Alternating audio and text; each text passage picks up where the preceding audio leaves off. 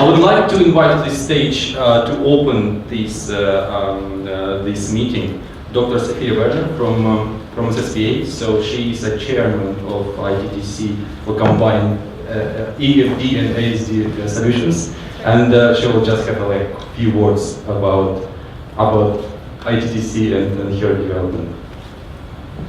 Okay, thank you.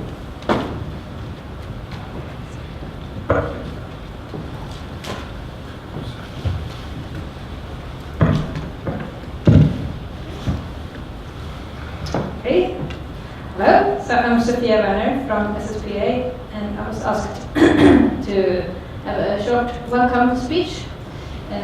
I'm also chairing the ITTC Specialist Committee for CFD and EFD combined methods. So I would like to start with a prophecy. It was formulated by Professor Lars Larsson. Maybe some of you know him. Yeah. Lars Larsson founded the CFD code Shipper. So Professor Larsson made a prediction about the future in an article. So he predicted that it's likely that ship designers will use DNS, direct numerical simulations, of full-scale ships in propulsion within 10 years. That's fantastic. The only problem is that this article was written in 1998. So the prediction was about 2010.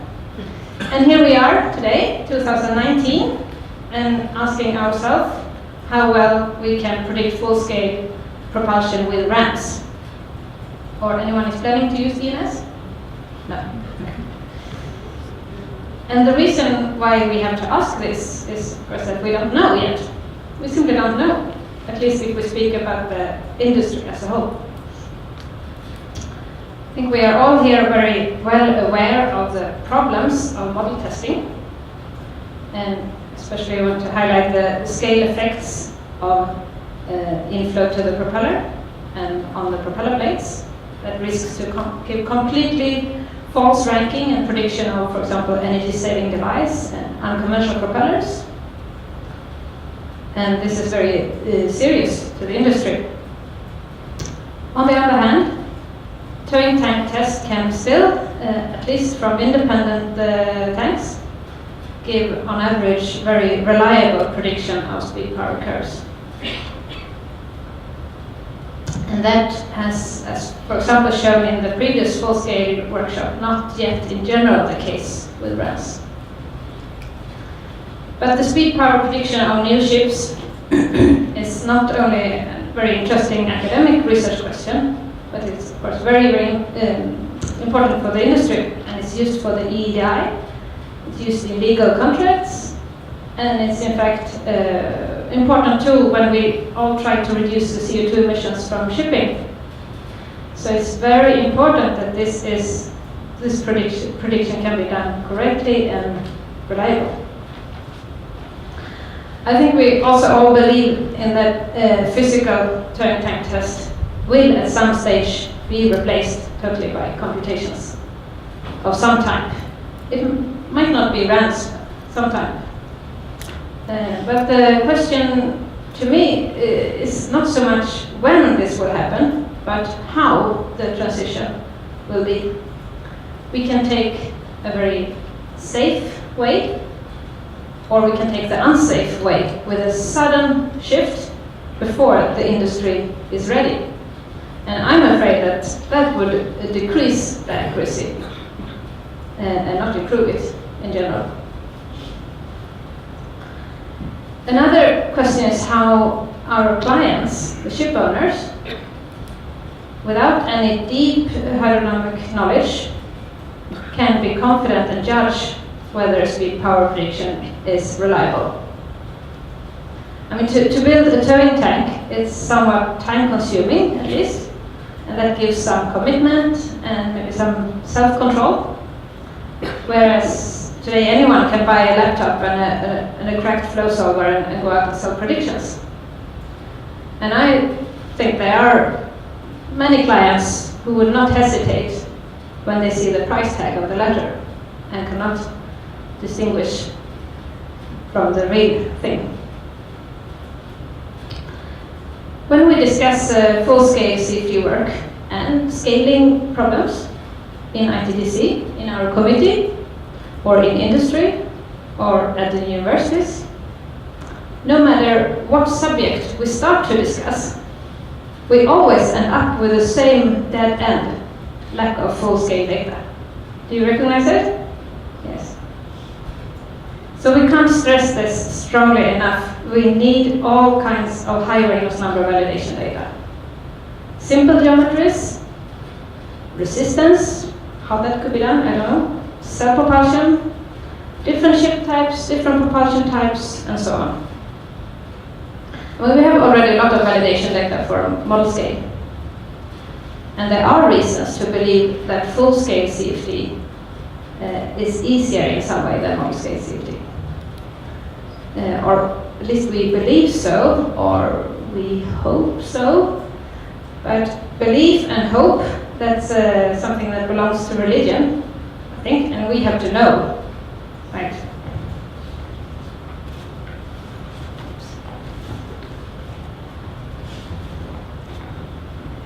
And that's why this initiative is so important.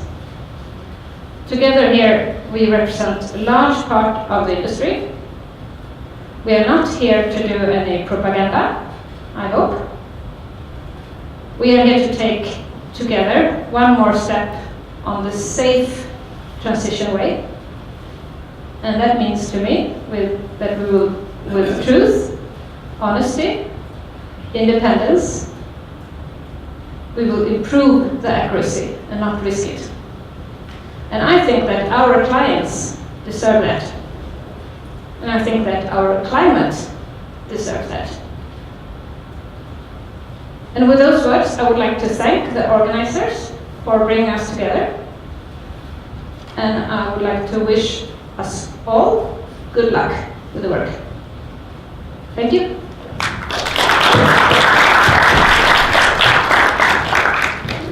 Thank you very much, Sophia. It was a very good introduction to what we're trying to describe in the next few hours. So I would suggest we'll start from the very beginning.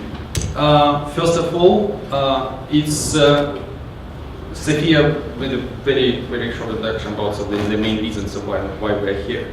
Let's have like a quick recap and just a quick introduction. So why, basically the key questions of why we're gathering here. So what's the main objective of us being here? So first of all, the key challenge. This is like a slide from the United Nations report. So it was published in 2018. And basically, so the key message is in here that now over this year, so we got like about 4% annual growth.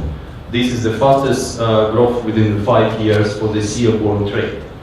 So which is quite encouraging, but at the same time, we should remember about challenges that this implies. So we all know about this initiative to reduce the greenhouse gas emission by 2050 by 50%. So growth of the seaborne trade and challenge with the greenhouse gas emission is quite a good driving force, you know, to be a bit more open-minded and innovative.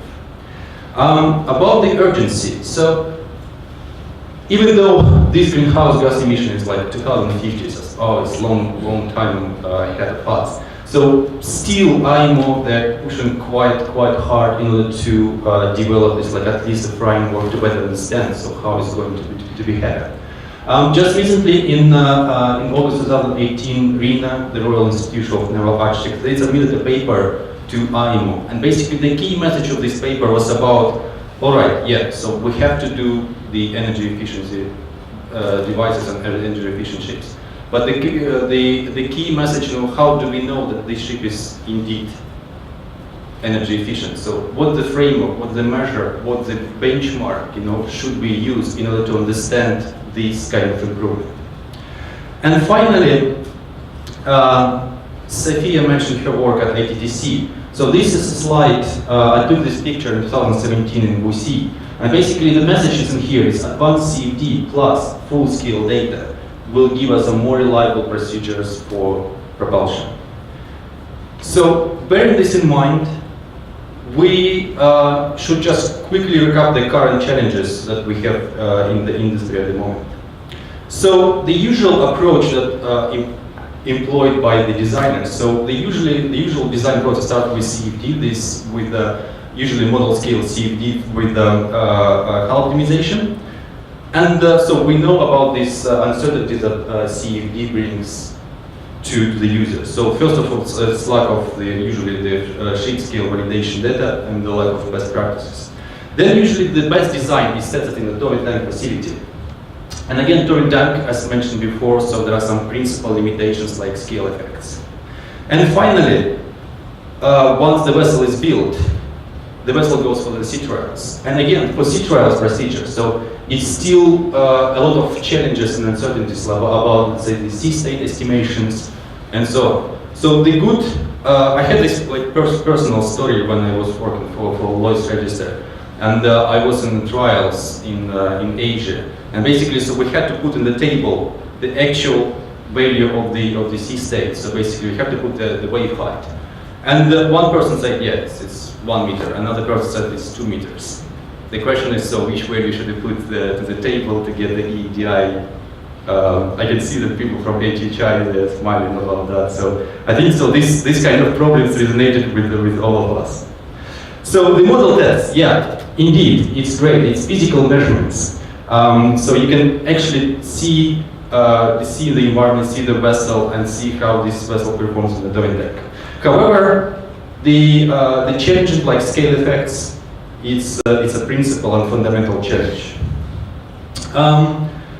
So another good case is about, so we're talking about the energy efficiency. So the model tests, they might work quite well in the, let's say, general cases. Let's say the usual design with the propeller and the hull. But if we're talking about the, let's say, energy efficiency devices, so I would like to show you this slide. So these results from another joint industry project run by Mari. It was Refit to Save, and it was completed in 2014. So basically the idea, there are two different energy saving devices, two different ducts. And then the model test preparation, the model test prediction, so they were quite promising. So for one case it was plus 5% the gain in model scale and prediction. So once they scale it up, it was about 7%. So once the vessel goes to the trials, the figures were very different. So it's usually it's under predicted in ship scale that it was in the model scale.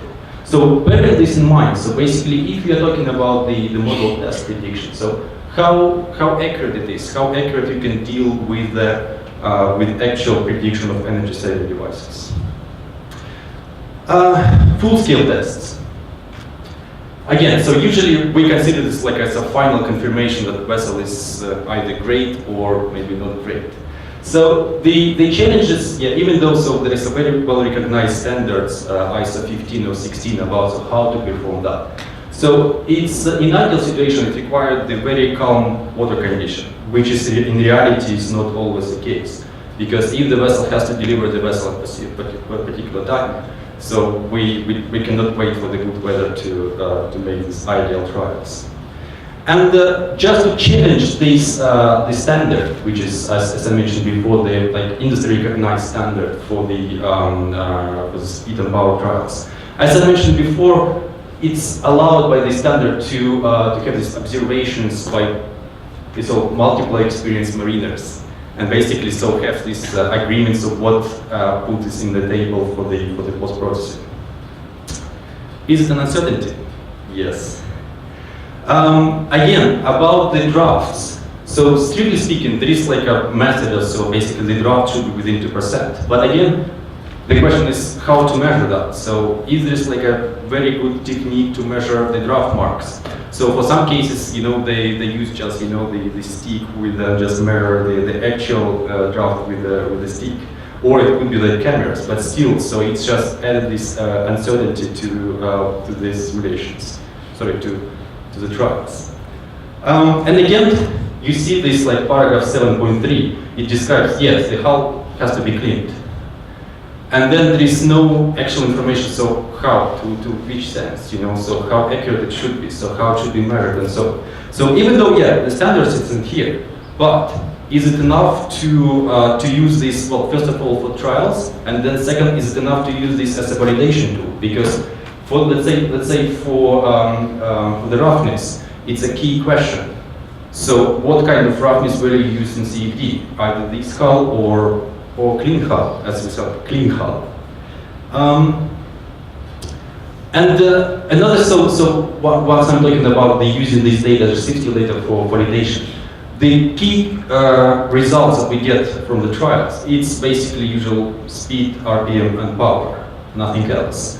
Again, yeah, it's better than nothing, but for CFD validations, it might be not enough, because we would like to know more about the actual performance, about the, let's say, the flow around the hull, which is unfortunately not available at the moment. And then again about the quick recap about the computational fluidodynamics. Yes, so it's allowed to use different scales, so you can do a lot of interesting calculations. But the key question is how to make sure that your calculation is accurate. So how to make sure that your prediction you've done with CFD will meet the actual reality in sea trials. As you probably know, Lloyd's Register, so I can see courses in here. In 2016, so they performed this the workshop in ship scale CFD, and the idea was to run number of CFD cases with different, let's say, CFD experience with different codes, and perform this like a blind numerical simulation of the actual vessel, which details were provided by Lloyd's Register. So, and you can see the results. So just to highlight, it was like a blind calculation. So the participants, they didn't know about the actual results for the measurements. So you can see some of them, they are quite good. So there are, I remember about 2 or 3 companies, they get prediction within 2% for all 3 speeds, which was quite remarkable, but in mind was blind simulations. However, the vast majority is still, so you can see there is like a spread in this graph. So it's still, you know, this kind of technique, the ship scale CFD should be improved in order to have like a bit more accurate prediction and be more reliable tool, you know, to employ within the industry. So bear in mind this gap. The idea is just to close this gap within the knowledge, and basically just to work together in order to make this combination of model tests, CFD and ship scale data, you know, working together as a single loop. So in this kind of presentation, in these parts, I would like to talk about the project. So basically the ideas of why we were doing that, and basically so about the scope of work and what we are actually offering within the project. First of all, about the objectives. So as mentioned before in the let's say, introductory part, we would like to provide the industry, well, first of all, the participants with a full set of validation data. So there will be sea trials, there will be CFD, and there will be model tests. Apart from that, so it's not the objective just to, you know, to write this report and just give this report to you and say, so here it is. The idea is just to engage the companies and to develop this like a joint best practices. So basically to learn from each other, to be a bit more open to each other, and just share the ideas and develop the best possible practical recommendations for us and for the industry. Also, so once we have this link between ship scale measurements and model tests, so we'll have a chance to work with the correlation allowance coefficient. So I'm pretty sure you all know about that. So basically it's a greatest uncertainty. So it's actually everything what's don't be evaluated by scaling effect is usually described as a correlation allowance. And at the end of this, like the final objective, so once we are doing these 3 stages, so it will provide us with the understanding and the ground, you know, for further development and further improvement of the vessel efficiency. And then here, I'm not talking about only energy-saving devices. So it could be the optimized hull, it could be optimized propeller, it could be anything. So because the challenge that we have is a bit more fundamental. So once we address this fundamental challenge, so we'll be prepared to make better designs in general. So I'm pretty sure you had a chance to download the proposal, which is available on our website. As you probably know, so in the proposal we described only 2 vessels because primary we wanted to focus on these like 2 vessels, which were single screw vessels. But now we have fantastic news about adding the 3rd vessel to the project, which is a twin screw vessel. So the important information, because these 2 vessels, MV Eagle and MV Yupeng, we have like a very good relationship with the designers and the owners, so they allowed us, to disclose the vessel identity. For the 3rd vessel, so the owner kindly asked us to keep the vessel secret. So we will not disclose the vessel name and basically, but strictly speaking for CFD and for validation activities, you don't need the vessel name. So the key point that we agreed that so they will share the IGES files for the hull and propeller. So basically the participants will get the exact IGES files of the deliveries. And also the model tests and the trials. So they will be available for the participants as well. So the only difference in the CTRLs report will be nothing in the vessel name and probably no IO number. But the good idea, so first of all, let me just quickly say some words about these vessels. The first one, MV Eagle, so it was already used in 2016 for the CFD workshop launch register.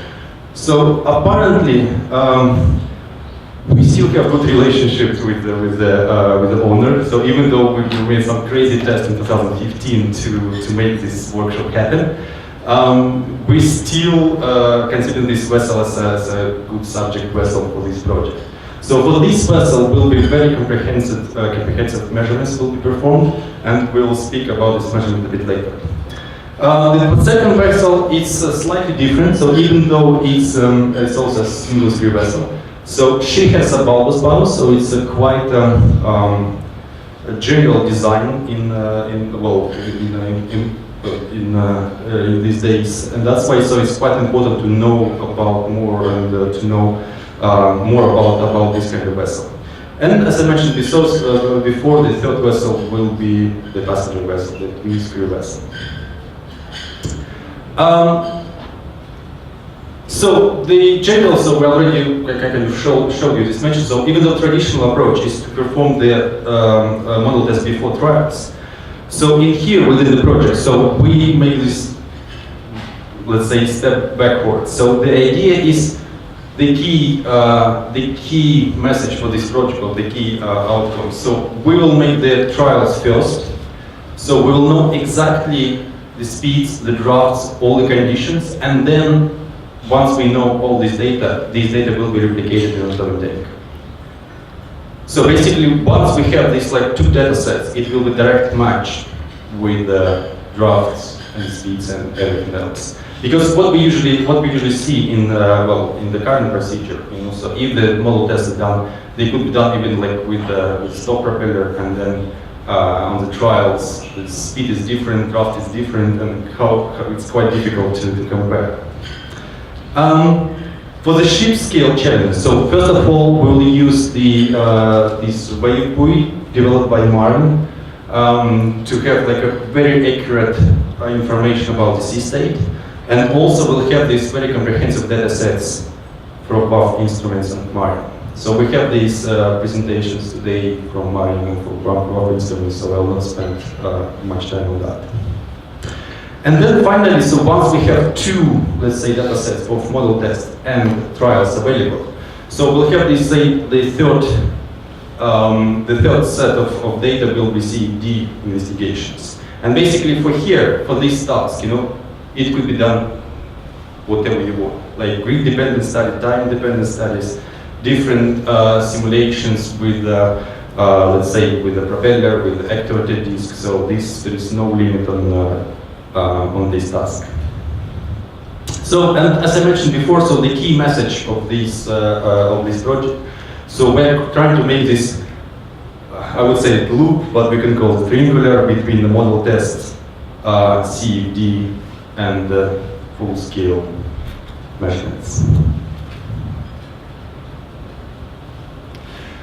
So, just a couple words about the partners of the project, because, of course, this kind of project, it's impossible to run only by a single company. So it should be a consortium, it should be like a club to make it happen. And we are quite lucky to have these companies on board.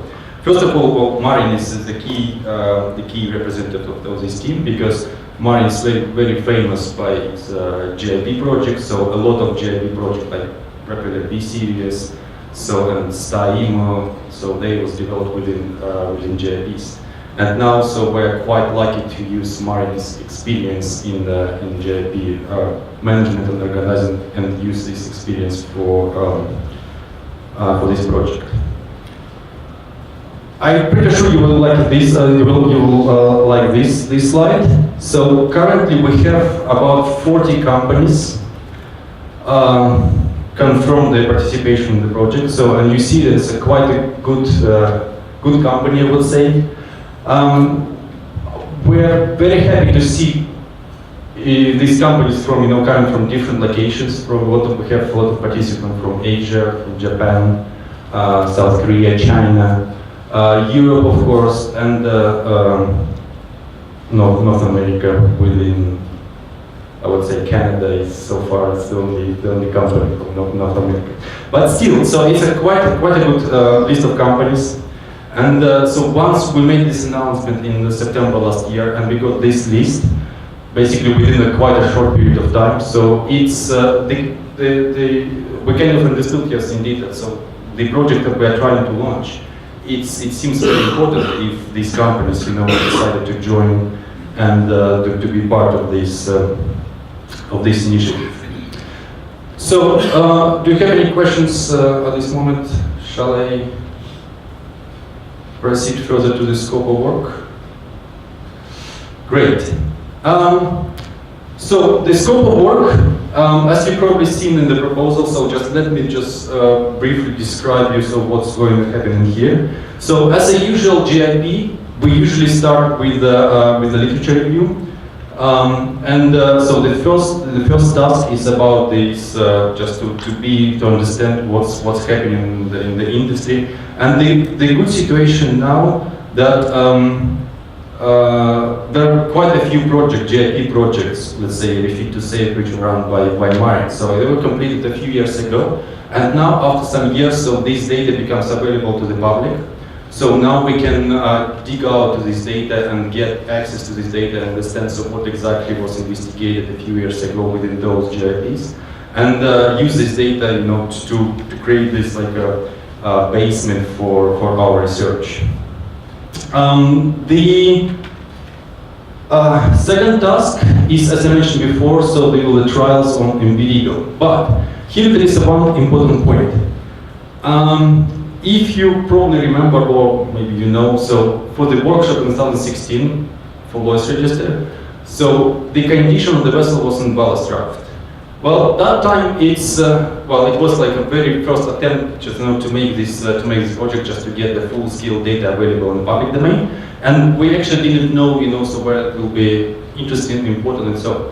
So as we got a fantastic feedback saying, so yes, it's a very good initiative, so we should continue working on that. We also got quite a, let's say, I wouldn't say, it was like constructive criticism about that case. And the challenge was ballast draft, so the water surface was too close to the propeller, and basically, so once you run this in CFD, you have some, let's say, challenges, with the convergence. So we got a lot of interesting feedback on that, saying, so yes, I started my case, it was good, and then, the convergence was just disappeared, and the case was exploded. So, well, at some point, it's good exercise, to learn with a hard case, but at the same time, in this particular case, for this project, so we would like to focus on the design draft. Another reason for that, so it's not only, let's say, to satisfy our CFD people with a better draft. Another point is currently there is like a lack of ship scale data in design draft. Usually, and I know a lot of shipyards, so they do have validation data, but mainly in ballast draft. So on the trials, delivery trials with quite a shallow draft. So knowing the conditions and actually the, let's say, performance of the vessel in design draft, and we will make the proper reciprocal runs with a loaded vessel. So it's a very important piece of, let's say, information, and it's very important information you need to learn from. So as mentioned before, so the first stage will clean the hull, of course, and make the propeller polishing, just make it a roughness estimation, and then will be reciprocal runs for the for this vessel. So as a task 2.1, it will be just standard power measurements, just to make it a little bit separate with other measurements. Yes, we have a question. Right. How do you plan, because the ship is sailing right now? Yes. How do you plan, one, to make sure that once you clean it, the propeller and the hull are really clean? And how are you planning to measure the draft to make sure you are at design draft? Yes. So first of all, if you didn't see, so the question was one, how we're planning to clean the hull, and then how to measure the drafts. So about the clean the hull, so first of all, we checked the condition of the hull when she was in dry dock last summer. And then the idea is just before the trial, so once we know the exact location, so we'll use the diving team to clean the propeller hull and the polish propeller. So clean the hull and polish the propeller. About the drafts, so before the vessel sails, so once she is in the harbor, so we'll measure drafts, that's the usual visual inspection. And then, so we'll use this time, because we'll have quite a long preparation time, we use different sensors, let's say, what's it called, this GPS related sensor, to put in the stern and bow. And basically, so we could validate this sensor once the vessel is in the port, and then during the voyage, so we can see how this changes, how these parameters of these, like readings of this sensor changes. And then, so once the vessel arrives to the port, we again check the drafts with the visual observations. So the task 2.2 will be about a very unique data set. It's about the PAV measurements in ship scale. We have a special presentation from mine today, so I will not spend a lot of time on that. But yeah, it's definitely the scope of work, so we didn't cross it out. And the third, it's still for the MV Legal, so we'll be doing very unique thrust measurements at design draft for this vessel. So why we kind of focus on that? Because as you probably remember from this ISO standard, for C and for the speed and power procedure, thrust is not well, at this point it's not needed because it's not in the document. But for the validation, for the CFD validation, it's very important. I would say it's even critical, because you will know the better situation about the propeller, you know the better understanding about the performance of this propeller. The next task will be about the trials on the second single screw vessel, MV Yupeng. So we'll use the same technique, so we'll clean the hull and make this propeller polish and roughness estimations, and use the usual trials for this vessel. And then finally, so this was not in the original scope of work, which was on the website. So, but we are considering to include the third vessel, and for third vessel will be the similar. So basically, this picture is not related to the vessel in question. It's just a nice picture from the internet. But the point is, so we will do speed tests, so reciprocal runs against in the design draft. So also quite an unusual piece of data, because usually, as I mentioned before, it's happening in the ballast draft. So we'll do it in design draft. And for this case, the plan is to use a thrust measurement campaign and to measure thrust on both shafts. So once the sea trials activity are completed and we know exactly the conditions, so we will use 3 research facilities to run this vessel, these models in in the conditions that were obtained from the trials. So MD Eagle will be, the model will be manufactured at CSRC in China, and basically all the model test campaign will be done in China for these vessels. And just to highlight, for this kind of task we will use two drafts, because we already have the data from the workshop 2016 with the ballast draft, and now we'll have the data for 2000 for this year for the design draft. Next, once we have the data from BU Bank, so this test will be conducted at Sintef Ocean in Norway. And for this vessel again, so the new model will be manufactured to make this test happen. And finally, so the third set of model tests will be done at Marine, and this will be for the twin screw vessel, again as per condition from the trials. So this is, I can see like a few CFD people in here, so I think it will be quite interesting to know about how we are going to address this situation with CFD data. And the key idea is to again run the blind cases just to organize the additional workshop. But this workshop will be similar to like the gathering together as happened today. And it will be like an internal workshop within the joint industry project. So basically the idea is once we have these IGES files available, we'll distribute these to the participants. And then from the operation conditions, so once we conducted the trials, we will share only operation conditions, but not the results. So basically for participants, it will be blind simulation. So they will not know what actually the conditions are. At the same time, so if for instance there is a company which doesn't contribute with CFD, so it's not a problem for us to share the full data with them straight away, considering they will not share within the CFD practitioners. And another interesting point that we don't have, let's say, an ambition, to promote anyone within the project and to blame anyone. So basically the idea is we don't want to show, okay, this CFD code is better than that one. It's the other way around. So the idea, the objective is to learn, just to better understand what's happening and just to learn about how to improve that. So that's why we implement the same technique that we used in 2016. So it was all the data for the workshop 2016 was anonymous. So it was everyone was provided with a code, and basically only them, so only they will know who exactly where their point is on the graph. Hopefully closer to the line with the trials. And again, so this best practice will be shared, and so we'll try to develop these just joint recommendations. So we have the next task about the engagement with the other, let's say, activities. And as you probably know, so Sophia mentioned about the workshop in, let's say, model test hydrodynamics. So it started in Göteborg and in Tokyo.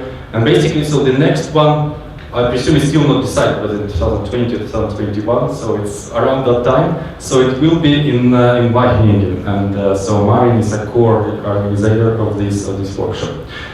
So that's why we decided kind of to donate a piece of these results to the project. And basically, this slide just shows what exactly we are donating, just to be sure that there is no additional questions on that. So basically, for the workshop participants, which will be 2021, we'll share only one speed for only one vessel and only one condition, and so basically it will be PIV data, nothing else. So no thrust data, no data from other ships, other speeds. So this will not be shared with the workshop participants. So all the data, so only the membership or members of this project will be enjoying the data which cover in the project. But at the same time, so we have two memberships. The idea is why we have two memberships is well, some companies, they're not particularly interested in the PIV data in shipscape, and because like paying a lot of money to get to data that you don't really interested in is quite unfair. So that's why we decided to have like 2 different memberships. And the idea is, so if you're interested to get the PIB data, you're welcome to join with a full member and you will get it. If without PIB data, it will be the light membership. And this is also quite an important task, because what we seen before, so there are plenty of JIPs available in the industry, I would say. Usually, the outcome of this industry is like a report. Sometimes it's like 500-page report, PDF file, and it's somewhere, you know, on the hard drive. And basically, when or once you need to get this data, well, it takes ages, you know, to dig out what you actually want from that report. So in here, we're trying to be a bit more flexible, and the idea is just to get these findings. It's a bit more, let's say, user-friendly way. Just to have this on the website, that basically you can like dig out within like seconds, you know, to get the data you want. Of course, if you want some the actual, you know, the original report, you can still get a 500 pages one. But so if you need something like for quick and easier, I think you will be able to get this on the website.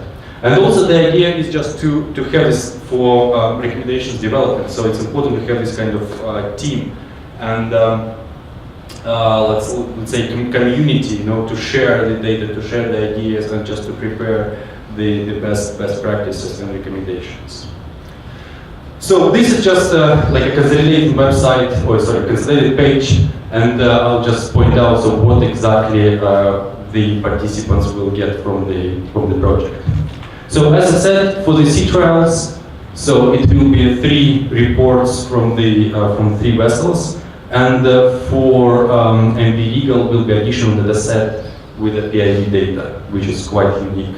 And also for model test, 3 reports, again, for 3 different facilities for model test.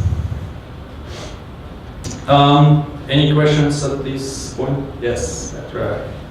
I was wondering, if I remember correctly, the original proposal that would be the model test for the same vessel in 2 different bases. Is it Yes, so that's a very good question. The situation is in the original proposal, indeed, we wanted to test the same model in 2 different facilities. At that point, it turned out that the distribution of the budget. So basically, we spent like a lot of budget on the model test and less budget on the sea trials and CFD, which is still okay. It was not a problem at that point. So in December, when we started to discuss about including the 3rd vessel to the project, we had a question: either to increase the budget and hence make the membership fee higher for everyone, or to rearrange something within the project, to probably to discount something and to use this money to, hold on a second, probably, yes, maybe I'll just visualize your question. So the idea was to redistribute the budget, the original budget we had, 1.2 million, but at the same time to include the 3rd vessel in the project. So basically, the idea is the membership fee will remain the same, but we'll have a beauty and let's say happiness to have the 3rd vessel in the project. So this is not in the proposal that you have now. So this is in the consideration now. So basically, with the option to include the 3rd vessel. So the reason why the initial propeller manufacturer was 35K, it was 50 now 35, because we made an estimation about the shipping and model between facilities. So now if we have only one model per vessel, one model per facility, so basically we don't need to ship it, and then so it's reduced the cost. And at the same time, by doing that, so by making the model test campaign for each vessel in one single facility, so we'll save money and we'll use this money for the 3rd vessel, which is the plan. So here it is, as I mentioned before. Yeah, question. Will the real tests be still compared to the 2016 results? What do you mean compared? Is the same facility doing the real tests as before? For 2016, it was only full-scale data. It was no model test data available. That's why the idea, so in 2016 we have only a single condition, it was ballast draft. So for this case, we'll have design draft and ship scale, and the model scale will be 2 drafts, which is design and ballast. So basically by joining this kind of deal, at the end we'll have a full set of data for 2 drafts. And that's basically the idea to make this like model test campaign active for this project. So this key message. So even though we include the third vessel, so because I know some companies they are like worried about this, so if we are like including the third vessel, so how it will affect the membership fee. So the idea is it will not affect. So it's the membership will remain the same. Yes. Since it's not tested at various model-based things, will we get all the raw data from the model tests? It's a very good question. Yes. So I know for the Eagle the all data is not available because the vessel was built in 1995 and basically the model tests were done probably 1993, 1994. So we couldn't find the data from for that vessel. However, I cannot guarantee, but there is a chance we can dig out the data for 2 vessels, which is MV UPenn and the twin screw vessel. So most likely we might have this data. Again, the challenge is the draft might be different, so it will be not like one-to-one comparison with the actual operation conditions. But so we are working on that, so we might get this model test report from the previous times. This again, in the once we let's say developed this proposal, it was when August last year. So basically, at that time we didn't really know about so how many participants will subscribe to the project. So basically, we made some rough estimations. So we thought it will be about like 40 light membership members and about like 20 full members. So now we have like more or less an idea about these figures. So it looks like PIV measurements, they are extremely popular, so a lot of people, they subscribe to that. So basically now we have about like 30 participants with a full membership. And yeah, about, if I remember well, so we have about 40 companies in total. So so we secured about 80% of the budget. However, we still have quite a few companies, they are kind of hesitating. So basically, the ideas of some of these companies they are here. So hopefully they will make a decision after this kickoff meeting and confirm their participation, and then basically so we'll have a chance to see this budget secured. So about the time frame. So now we are here in March 2019. And basically the idea is we're still, so even though we call it like a kickoff meeting, so we still have about like 2 weeks before the actual project will be launched. So the project will be launched in April, and basically by that time we already started distribution of the agreements. So I know some companies, they already received the agreements. So if you haven't received, you will receive it quite shortly, maybe tomorrow. From myself, and then the idea will be just to start the project in April. So why we want to start this in April? Because we still need some time to prepare. So basically, we for thrust measurements, so these WAF instruments, we will need some time to manufacture these sensors and install this on the correct vessels. And then so also marine, so we need some time to test their PIV system. So that's why we'll start a little bit earlier, and then the idea to conduct these trials probably from June this year to December. Yeah, if you moment. Yes. About your schedule. Yes. Even though we're going to have this boy measuring the sea state, we still want to have kind of nice weather conditions. Correct. Do you have in mind the correct, how can I say, time of the year to make this measurement and the right location as well? Yes. So okay, data. yes. Because December, I'm not sea trials in December. That's there's some place in the world you shouldn't be. I think. You're absolutely right. So the idea is to conduct all trials within the summer season. So, however, most likely, let me still show this picture. So most likely we will make these trials for MV-dependent passenger vessel within the summertime, just to address these like weather conditions. However, for MV legal, we will do it, let's say, we'll try to do it as soon as possible. So, because the idea is we still have to finalize this PIV system installation and calibration of the system. So basically, the practical solution on that. So if it for some reason will not happen in summertime, I mean for MV legal, so we'll probably install everything in the vessel, and then we'll just wait, stand by for the good time to go. So basically, once we have the good forecast for the next like 3-4 days, so then we can jump on the vessel and just make it trials. So we can wait, until the probably next summer to these good conditions. Yes. It's not a question, it's just a suggestion. May I suggest to carry out the sea trials in the Black Sea, northward, parallel to the Romanian-Bulgarian coast? Well, I'm not based on my past experience when I carried out sea trials there, but I saw 2 years or 3 years ago, I cannot tell you the issue of the naval architect, where it was written that a passenger ship or a ferry was brought specially in the Black Sea exactly for the environment, almost ideal environment condition. And why I am saying this? Because the dominant wind is for north, and particularly in the Black Sea there is around a circular current which runs from north to south. So it's almost parallel with the wind. And being a closed sea, the waves are also small. That's a very good point. And we're lucky now that MV Regal actually operates in that area. So, for instance, the trials of 2015 for the workshop, it was done precisely in the Black Sea. For this time, well, we'll check, so basically, because it will depend on her operational route. For MV Yupen, we cannot bring it to Black Sea, so because she operates in China.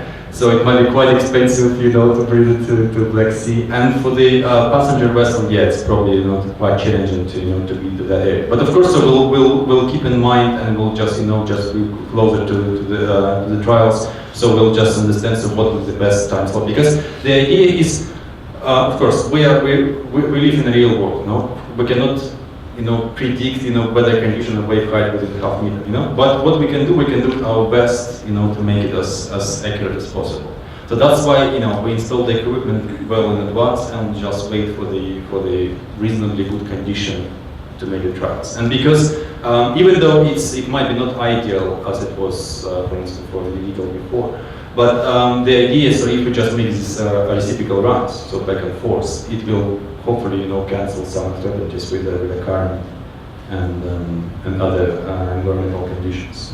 So let me just quickly recap. So we'll make the trials first. That's a quick message for all vessels. And then, so once we have these the trials conditions, so we'll start working on the model test. And the CFD practitioners, they will have a chance until June next year to run as many cases you want blindly in order to prepare for the JIP workshop next year. So about the project organization, so how it's going to be, how it's going to work. So basically, as I mentioned before, Mari has a very deep experience on how to do that. And basically, so we don't open something new on that. So basically, everyone participating in the project will be a member of this advisory group. So and the working group, which is these guys from Mari Institute of WAF and CSRC, of course, we will be reporting so basically all the results to the advisory committee. So basically to all of you. So that's the democracy in place, at least in one industry, which is maritime industry. So as I mentioned before, the agreement. So I already started distributing the agreement. It's mainly developed with the previous experience from Mari, and there are some key points probably I would like to highlight. The first, so it's usually so once you step into the joint industry project, so the key question about intellectual property. So in here we don't as we already mentioned before, we don't want to steal your brains, to use it for ourselves. So basically, if you develop something within the project, it will belong to you. So there is no IP transfer. So if, for instance, I don't know, Damin end up with a great idea of energy saving device. Yeah, so well, it's your idea. It's you are welcome to become a millionaire or billionaire, you know, earlier than that. So again, in the next point, so there is no problem to to run independent research. So if you like learn from this project and use it to in other projects, you are more than welcome. No problem at all.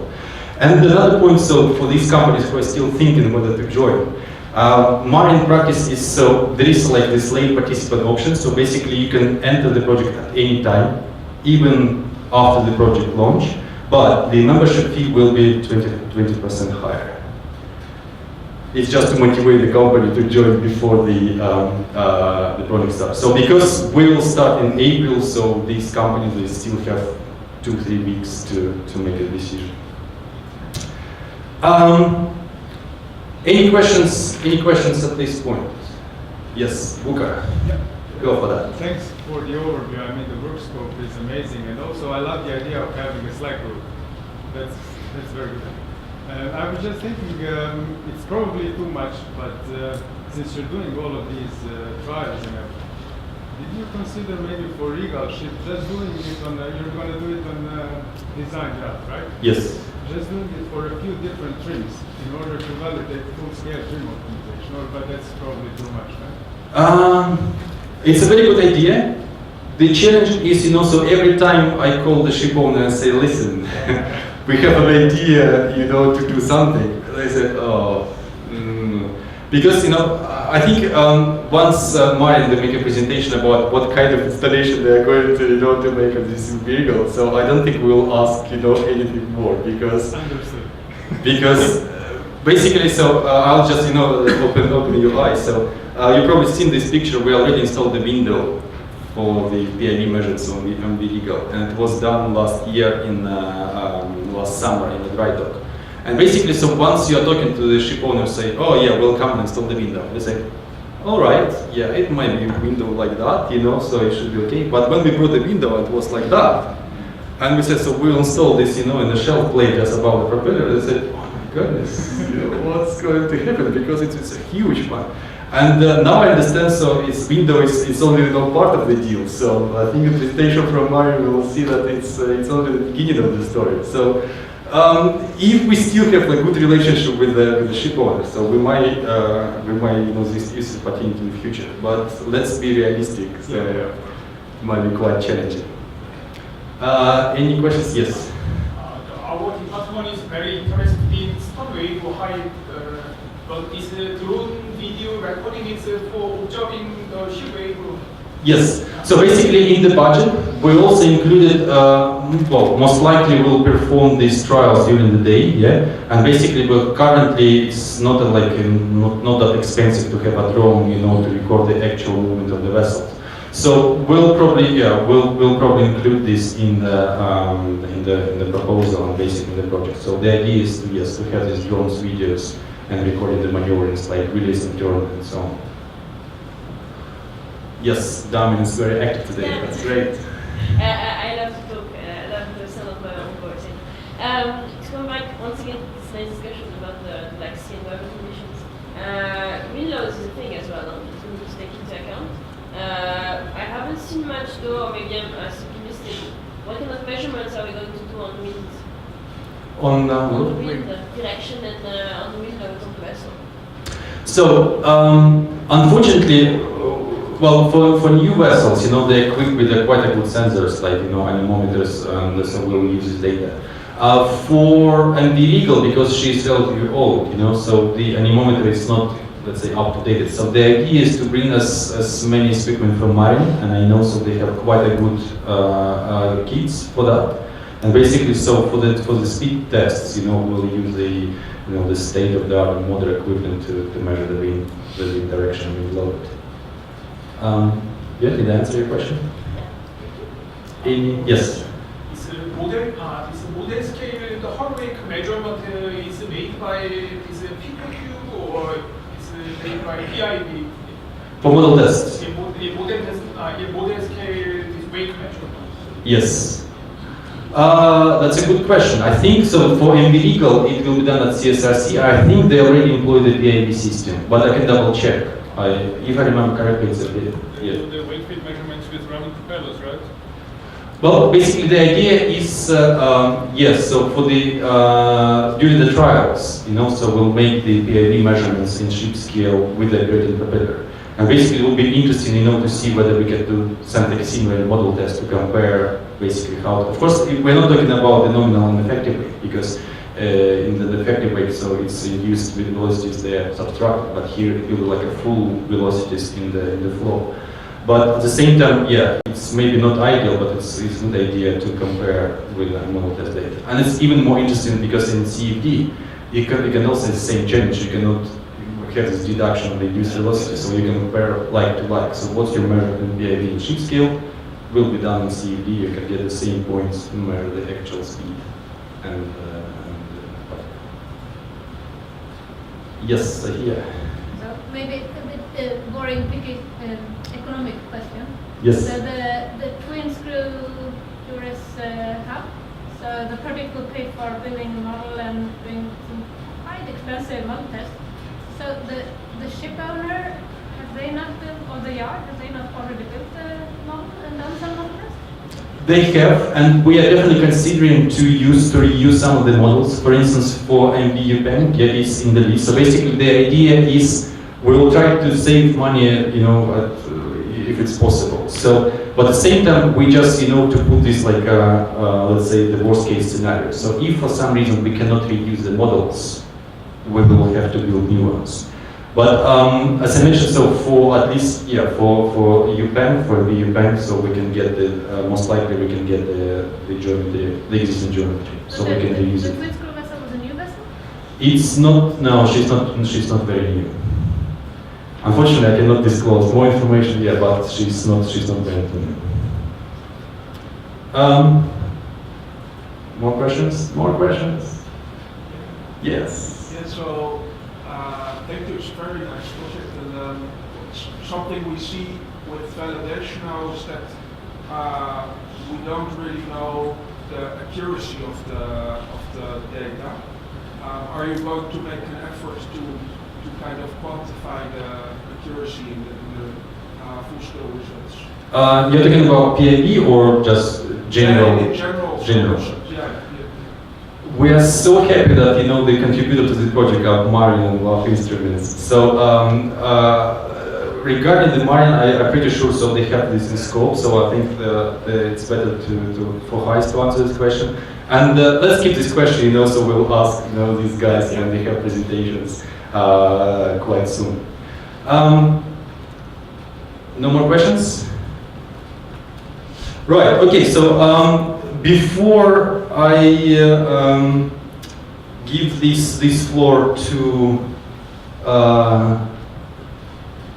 or maybe that's probably a good idea if you just make your presentation and then so we'll just have the discussion points later on. Yeah.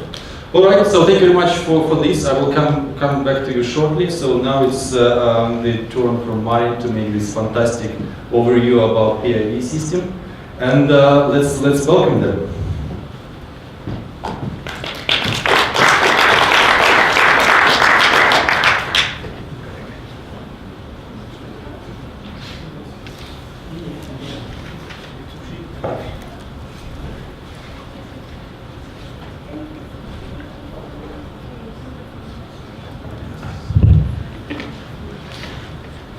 Okay, yeah, thank you, Dimitri.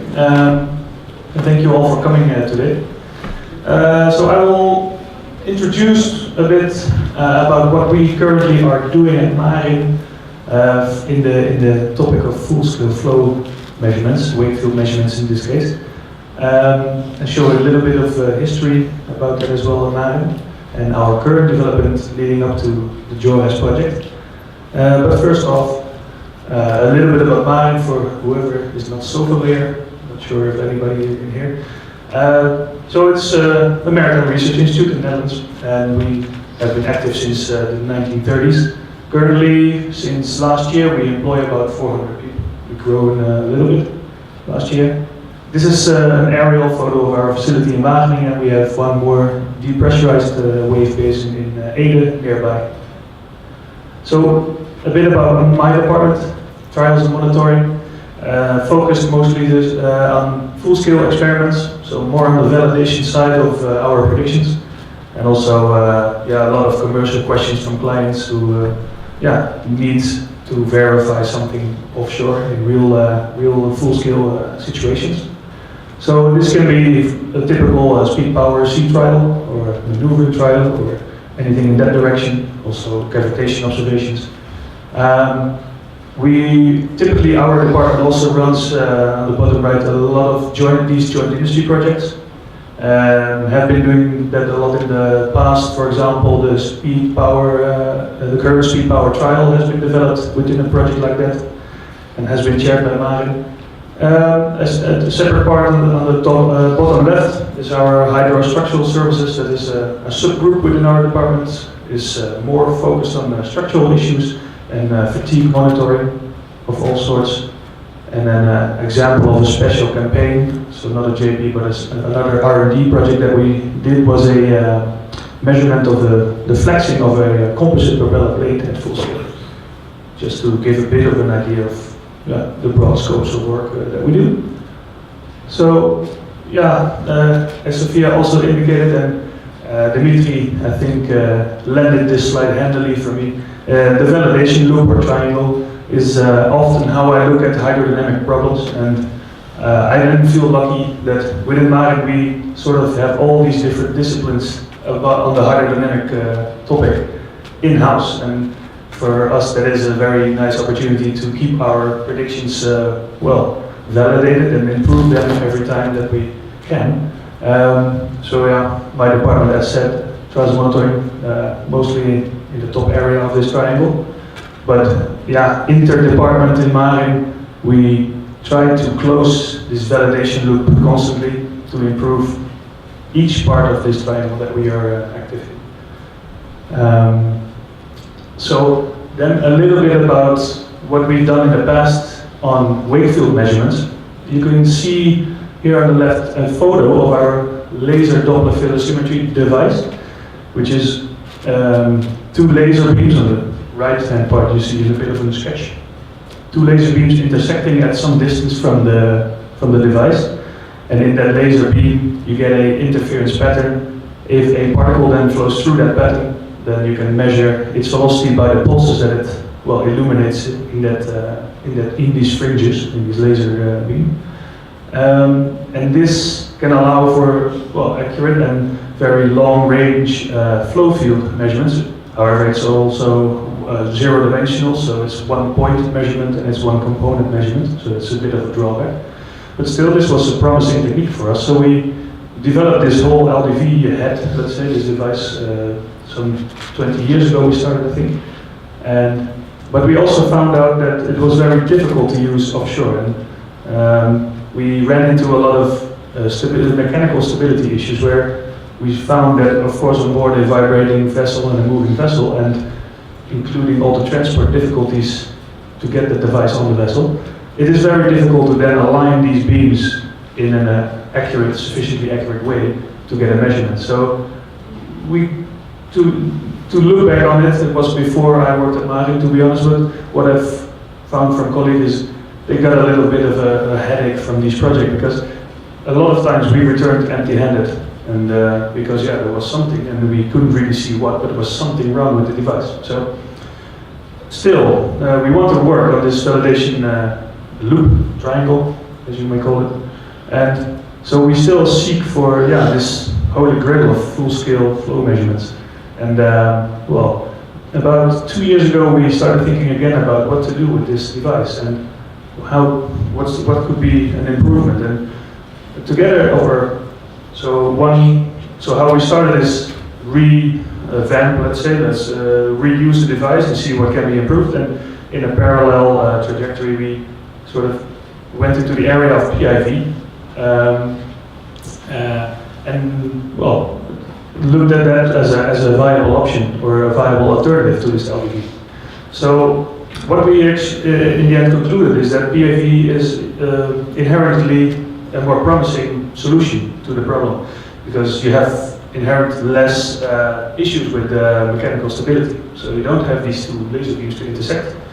And there's a few other bonuses, such as that you have a 2D and maybe even 3-component wave field out of this one measurement you can do. So yeah, on our wish list, high on the list was maybe the second point highest, robustness. We don't want to have the headache again to return empty-handed. We want to have a result, firstly, and secondly, we want to have a good result. And I'll come back to the uncertainty question. And for that to happen, yeah, it's also needs to be easy to use offshore. So we want to preferably not have the hassle to calibrate, do a calibration offshore.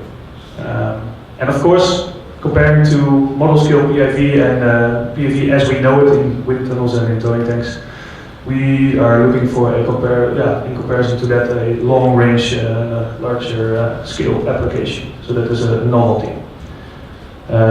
This is just to give an impression of the wave field of the Regal. This is one of our CFD computations for the previous workshop at Lloyd Register.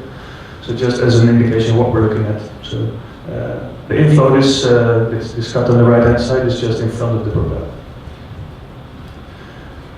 So we, after we decided to go towards the PIV solution, we then started questioning ourselves, okay, but how, first maybe we should run a few well-controlled tests and see how useful PIV is in seawater. And my colleagues who work with PIV in the model basins, they are very critical about the whole PIV setup and say, well, it's the most difficult part of that job is to get the seeding right. So how are you going to control that offshore? Well, preferably we wouldn't like to use seeding because then we would need to find a biological seeding of some sort that you can just throw overboard and you have a sufficient amount of that. So let's start to think about natural seeding. So use whatever is out there in the seawater. So we pumped up seawater from our colleagues at NEOS. It's also is more like a marine biological institute in the island of Texel. They can pump up seawater from the North Sea, and of course the North Sea is quite murky, quite sandy, so they can also filter it.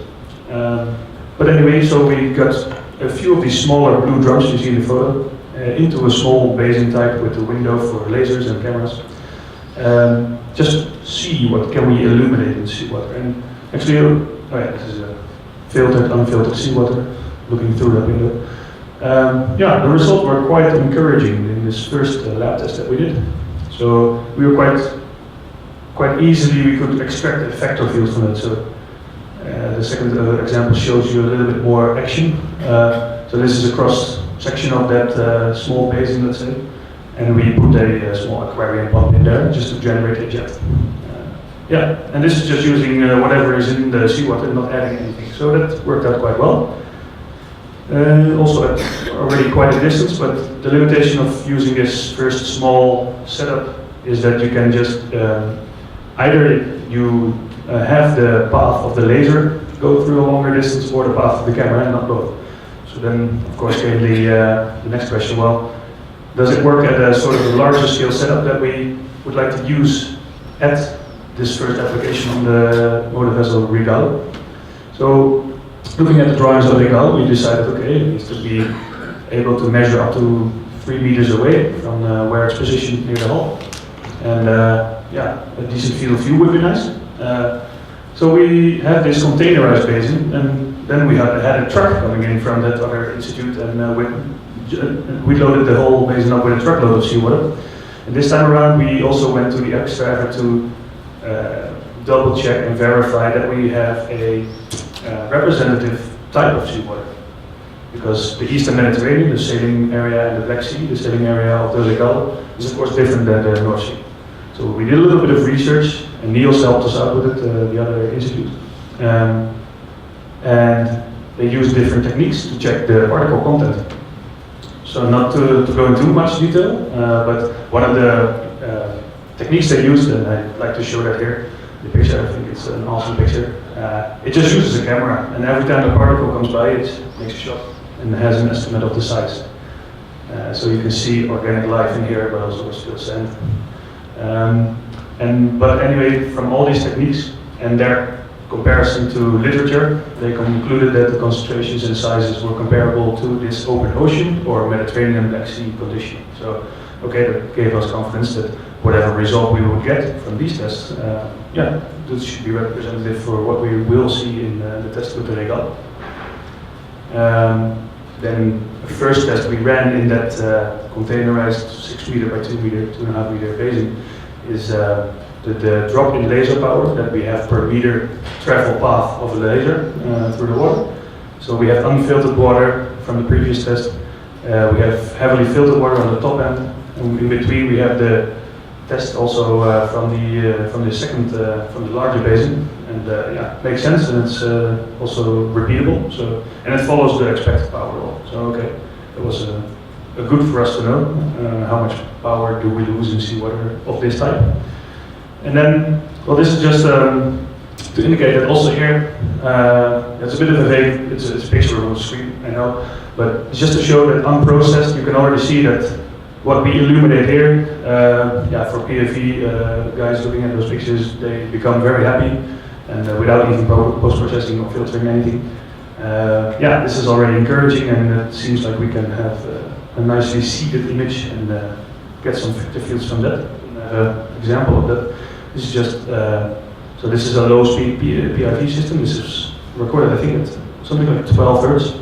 So every 1/10 of a second, there's an image. There was a movie about to play. It's going to look. This is a bit of an older laptop. Well, anyway, to start to move, and you see these jet velocities, the blue area should be moving in this video. But anyway, maybe I can pop it up later in, from the video file.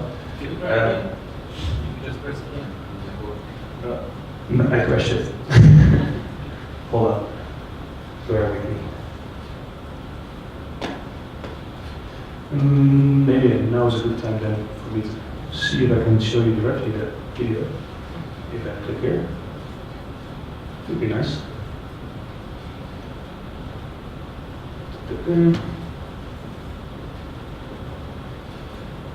Yeah, okay, sort of smooth. So just to get an idea, okay, this works. This is post-processed into a vector field calibrated and all. So what that tells us here,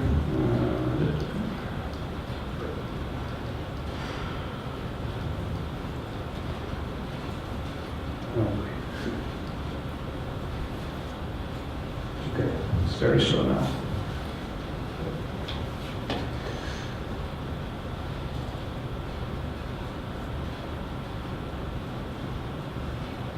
Think about the questions now.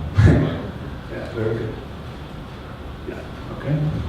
That saves a lot of scrolling. Alright, so well seeded, animated result, average result. So flipped the scope scale here. I asked my colleague to do that. It makes more sense to me like this. This is just average over all those pictures. And just to get you an idea, this is a field of view of a bit more than half a meter times more than a meter, so 1.3 meter. And the ultimate edge of this window was 3 meters away from where the laser is positioned and the two cameras. Maybe it's good to, does it work? To show you a bit more of the setup that I used. So in the bottom of this image, you see the sort of two bins in the water. In there is a window, behind there's a camera situated. So you have a camera on the left corner and a camera on the right corner in the water. And we have a laser shooting through a window in the wall of the tank. And this is actually an idea that we have that will use offshore as well. So have a stereo PIV system within one frame, and so integrating the two cameras and the laser in one backbone, and in this way try to eliminate the need to do a calibration with a diver offshore, and yeah, adding to the uncertainties. So you have to do that very accurate and well.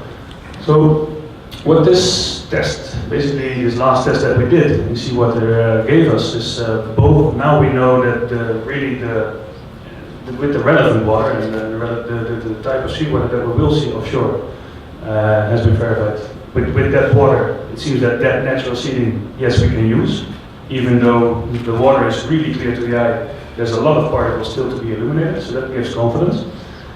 And it gave us confidence that this full-scale setup. So the cameras were 1.5 meters separated, and in between was a laser. You could see results up to 3 meters and have a decent field of view. So 2D, 3-component results.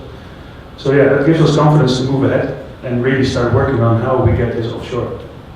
So one of the ideas that we had, and this is just a picture stolen from ILA, it's a German company, but this is just a picture I could find on the internet. This is what we use on the water in towing things, as many of you will know. So it's sort of a torpedo-like device. One backbone that carries 2 cameras and a laser. Yeah, 2 cameras on one side, or 1 camera on each other side we need to see. Our plan now is to have this crafted but sufficiently fortified to use offshore, mounted to the ship hull. And using this as one device and not as different windows with different cameras and different laser positions would give us hopefully the most robust option that we can strive for. And we can prepare it in the basin with a calibration in the controlled environment and take it offshore. Mount it to the vessel and have a wake field measurement of your propeller in front of the propeller. So plan forward now is, okay, we have confidence, now we need to engineer this subsea device. This we will do in conjunction with the PIV manufacturer and a subsea engineering company as well. And then we do a function test this year on firstly on a small, easy to use for us vessel. And ultimately, if that proves reliable, then it's ready to be deployed within this project, JoRes. That's it for me. Thank you.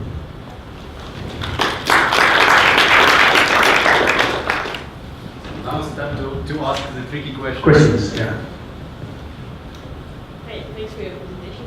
I was wondering, so what kind of correction do you make during post-processing? Because I guess you make correction for the window itself, for the distortion you can get from the window, I guess. But do you have to make correction as well for the kind of sea you are using or not? Because it's, you saw on the picture it's more or less blurry depending on how the seawater is. Do you make correction there or not? And is there uncertainty there or not? In relation to the type of seawater that you have? Yeah. Because you have to make correction, I guess, for the water. But do you change that correction? Yeah, you need a correction to go from, well, air-glass interface and then water, so you're breaking in these.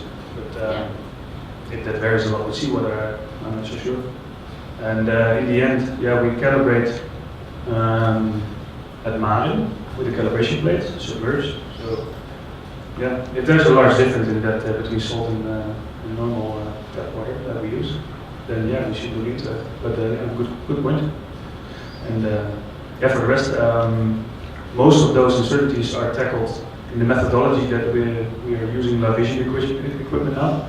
So they have this self-calibration algorithm, and of course you calibrate already the device with everything in place. So the lenses that you will use offshore and all the windows that are in that torpedo, that will all remain unchanged. So once you calibrate, that should be solved. And like the calibration plate is like the reference point there to straighten out all these effects. Yeah. Yeah. Okay. Yeah. Yes, you put a lot of efforts in developing this. It's very nice.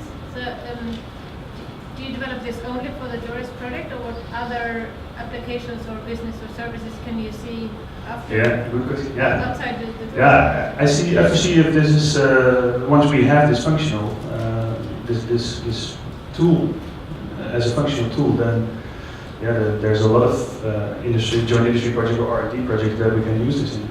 Yeah, I see a lot of possibilities, and I had last week a discussion with our R&D manager as well, and he has the same vision, luckily. So he said, well, after we, firstly see the good results here, then I foresee that in the next JIPs and there will be more JIPs like this. So no, yeah, it's not purposely made for one JIP, of course. It's after this we have a hopefully a really cool tool to use in this validation loop. Yeah. So yeah, there have already been companies asking for, well, can you use it on this type of vessel, that type of vessel? Well, within this project, let's first focus on one measurement and see to do that really well. And then after that, yeah, let's open it up again, maybe follow-up projects. Yeah, hopefully. Yeah. So the standoff distance of the camera that we now tested was at 1.5 meters, so the torpedo would easily be 2 meters with fairings and such. Yeah. How many vertical planes do you consider for PIV measurement? How many vertical planes, measurement planes? Yeah. You mean? Yeah. I think when we would like to focus on robustness, then we have one field of view that we work with, and we fix everything, calibrate it, take it offshore, and use that measurement. Okay, so then it's one 2D field that you've seen. So we're running about a bit more than 0.5 meter and almost 1.5 meter field of view, and then you have within that field of view 3 components measurement. Yeah.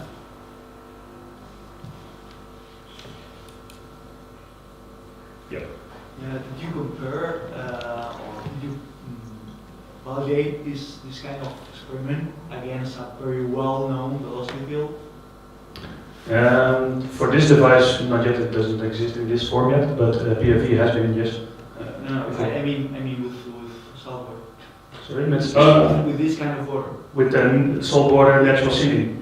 No, we didn't make a reference measurement. What we did in these tests is just make a jet. So we used this electrical outboard engine to make this one jet. And we did. There was not the goal to make a proof of, let's say, the velocity field and a validation of that velocity field.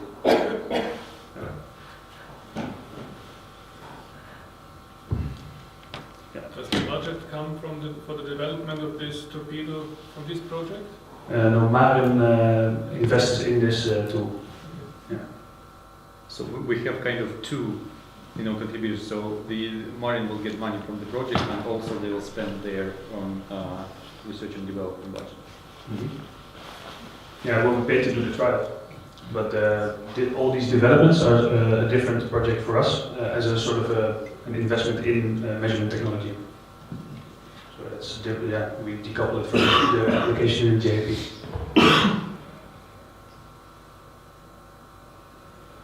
Maybe an open and a more general question. We are adding some measurement devices to the vessel, like a torpedo ship. We know that in theory it should not change too much in distance, but how far do you want to go when we are modeling this for seafood? And I think that's an important question. Yeah, maybe it's also a model. Well, maybe up to the participant as well to make a strategy. It's not so negligible. I mean, I understand that, for instance, we're not going to model with CFD recesses for welding and things like that, even though they're not that small. Yeah. We're probably not going to model anodes, even though that's not so small anymore. But this is maybe. This might be worthwhile. Yeah. Exactly. It is an appendage added to the vessel. Yes, yeah. and I know that everybody's going to start saying, yeah, it's in the boundary layer, it's in the boundary layer. Yeah. But still, I think it's a good thing we do that maybe after the campaign. But it's important, I think, that we have a clear idea of where is it, what's the influence, and what kind of, if we need to model this or not. Yeah. In the end, I mean, the placement of the whole device will be aimed as such that well, you need to be close to the vessel to have a strong attachment, of course, and it will be non-intrusive to the inflow to the propeller, but of course you will be dragging something along the boundary. Yeah, and it's not. It will have an effect. It's going to be somewhere welded to the vessel or attached to the vessel in some way. So with, I'm not going to say we're going to put bolts and things like that, but maybe you need struts or something to keep it in position. Yeah, I agree. Yeah. So it's, in that sense, it is a intrusive measurement, but hopefully not so intrusive to the propeller performance. No, but but you can model it. Yeah. It's interesting, I think, then to make sure we include this, make sure we have the real thing modeled as well. Good point. Can I just a quick comment about your point with the stampede. So I think it's indeed, so it should be modeled. But the point is, so once we made this campaign, so and basically, so these like physical measurements on the ship scale, it's extremely challenging. So of course we'll do our best to make it reasonably accurate. So once we got this stage, and approach the stage of CFD, so then we can open, we can do whatever we want. So we can model this with this device, without the device, we can make influence, how basically Starpedo, change the wake around the whole storm. So basically, once we get this stage of CFD, we're kind of, empty-handed, we can do whatever we want. But I think it's quite important to, to make it happen in the ship scale first. And actually, just while I'm talking about this, just addressing your question about the summertime. Yeah, basically the idea was, of course, to run this, in summertime, just to address these perfect weather conditions. But at the same time, we don't really want to be in a hurry with developing this tool, to make these trials in the summertime, with the PIB not working. So it may be, maybe a good idea specifically for this vessel, just to spend a bit more time to be on the safer side, to make sure everything's working. So everything working in the basin, in the container, in all possible situations. And once we're confident, so we can make it in the ship scale. So if it's not in summertime, it will take longer. Let it be CRV, how to say. I completely agree with you on that, but I think we should still try to get the best moment, to have the best measurement. If that means waiting next year, for instance, to make them could be. We are running the simulation blindly, so if the sea trials are not done yet, it's not a big problem. We'll still be busy doing something else. You cannot CFD without the conditions. That is okay. Yeah, that's why we will focus on these two other vessels first. Yeah. So we can do basically you can start working with CFD with two vessels, these two vessels. Yeah. And then, so once we're 100% confident with the data and we run the CFD, or we run this test with NVRIGO with a good conditions, so then we can make it available. So, strictly speaking, we have 2 years, for the project, so we'll have time to run CFD. But this kind of part, it's very important. It's I would say it's quite a unique, contribution from Marin. So I think it's better to wait, to be a bit more patient and make it happen in the right way. Any more questions? Right. Okay. So thank you very much, guys.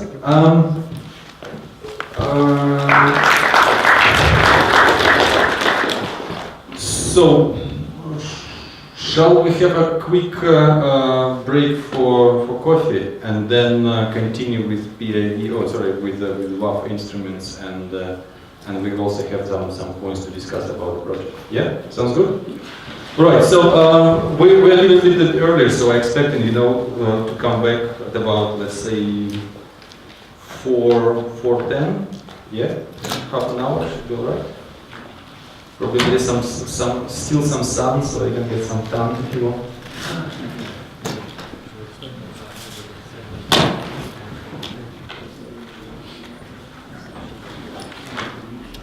So I hope you enjoyed the coffee break. There is an idea to stick to the agenda and be sharp in terms of the time frame. So I would like to invite to this fantastic stage the representative from WAF Instruments, and let's listen to his great presentation about the innovative TT sense and thrust management technique. Thank you. I guess we're still waiting for a few persons.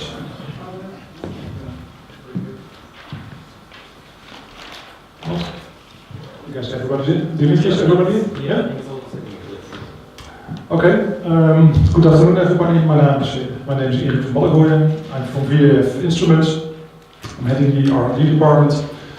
I'm given the honor to talk 45 minutes about our thrust measurements. Oh, it's quite a time. I gathered some slides to give you an idea about what we do with thrust measurements, what the sensor is like, what we have done in the field so far.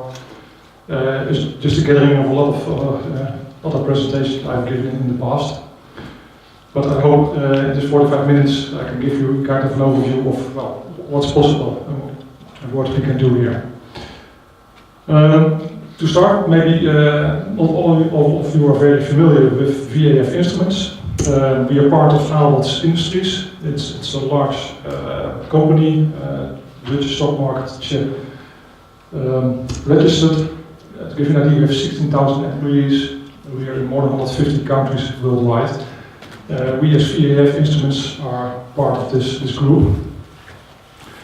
Aalberts Industries is present in many industry environments. We as VAF Instruments are in the maritime business as such. A bit about our company itself. We were founded in 1938. We're in the Netherlands located.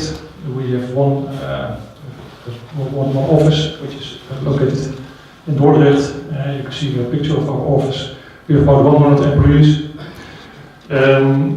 I guess over 80 years of VAF Instruments, we were mainly developing innovative instruments all around measuring fluid flows, and 10 to 20 years also around ship propulsion performance. Here you can see a shot of a picture of our factory. In the building I just showed, we also do our manufacturing of our sensors. We distribute our sensors and our solutions all over the world.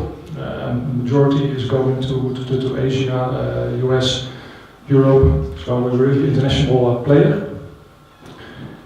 With our products we also every now and then are lucky to win an award. Also for the Trust Center we've won an award.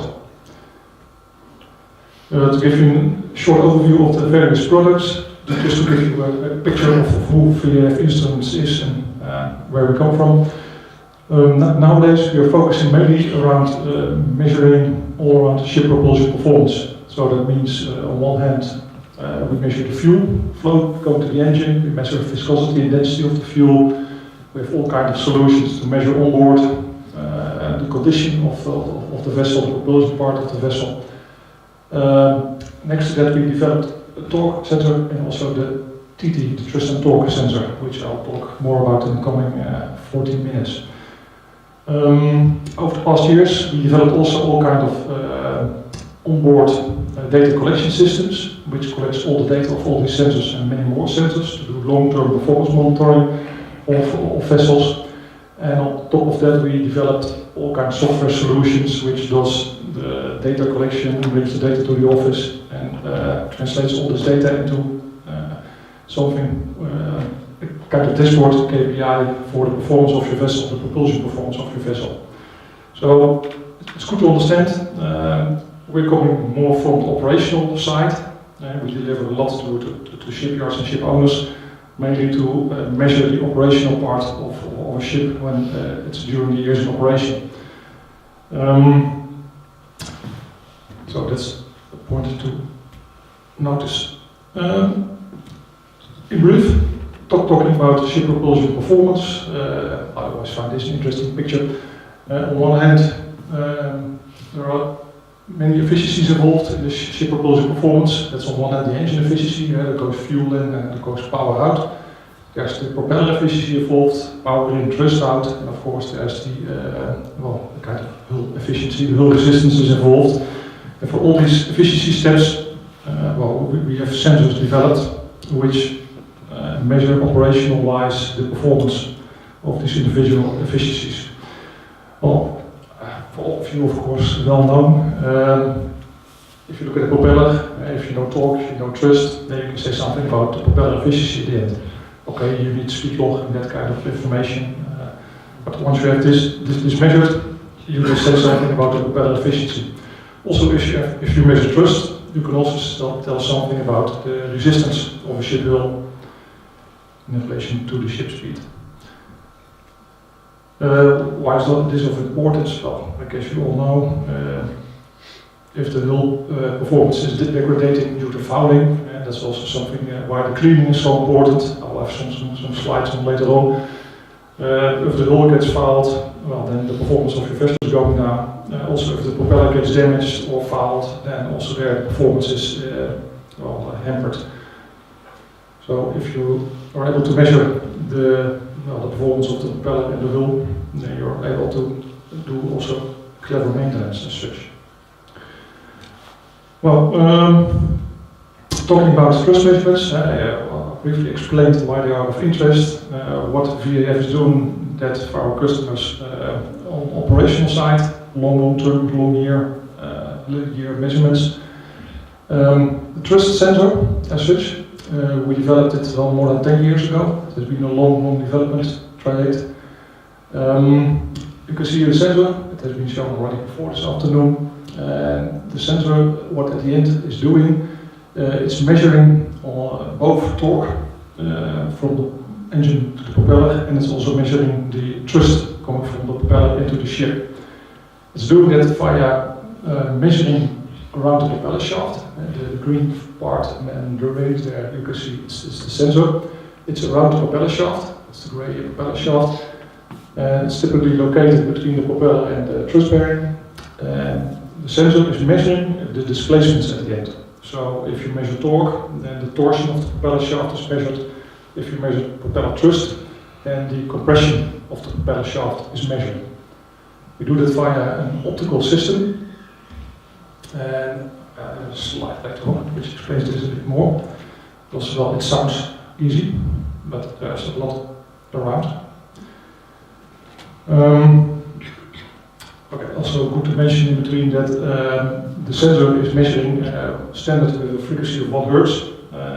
If wanted, we can go up to 100 Hertz, which allows you to look for all kinds of shaft torsion vibration, but also shaft compression. All kinds of effects there. If you're interested, I have also some slides about that. The sensor, the thrust sensor, the combined thrust and torque sensor, we have until now more than 150 systems operational in the field. Several of them, dozens I should say, are more than 5 years in operation. Just to give you an idea that it's proven technology. We also have a simpler version which only measures the torque, but for today, the thrust I guess is the most interesting one. Again, how do we measure this? Here again, the propeller shaft. If we go for torque, then there's torsion, which we measure. And if we go for propeller thrust, then in addition, the propeller compression, or the propeller shaft compression is measured. To give you an idea, the displacement of the shaft due to torsion is typically a factor of 10 to 20 times larger than the compression of the propeller shaft. What I try to say is that the measurement of the compression of the propeller shaft is quite difficult, because you talk about really small amounts. It's the tens of nanometers, or hundreds of nanometers.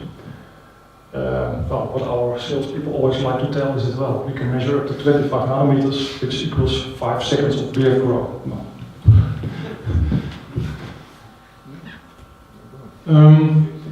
So how does the sensor work? Again, here the propeller shaft. What we do, we mount around the propeller shaft two clamping rings.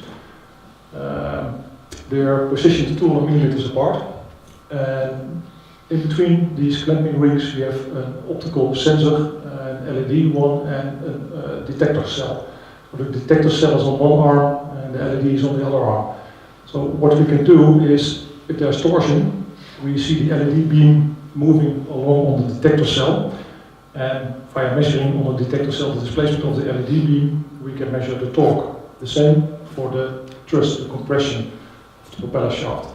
Since we measure over 200 millimeters of shaft length, we have quite amount of signal compared to, for instance, strain gauges, which measure over a shorter distance. So by measuring over this long 200 millimeter measurement length, we get sufficient signal, especially for the thrust.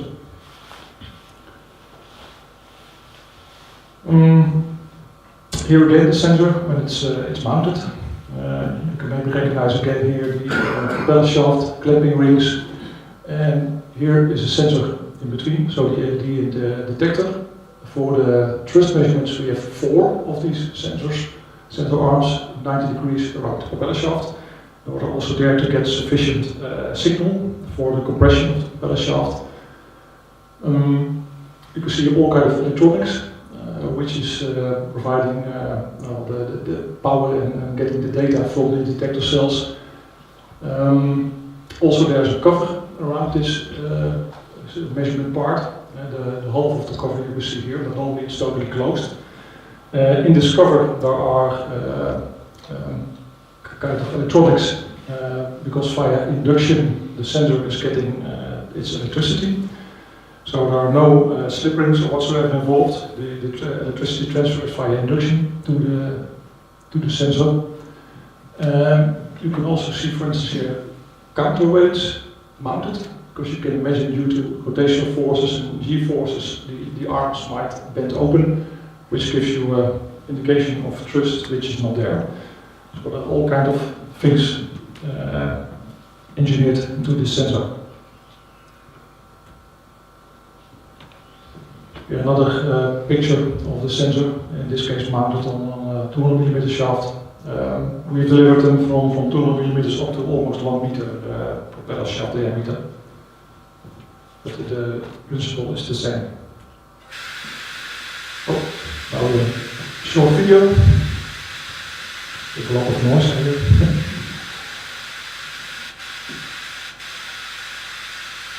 So this is showing in detail what the sensor is about.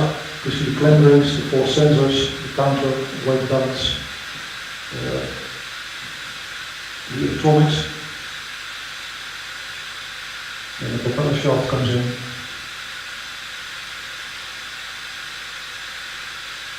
And well, as explained, the locations between the propeller and the thrust bearing. Here you can see the induction that was in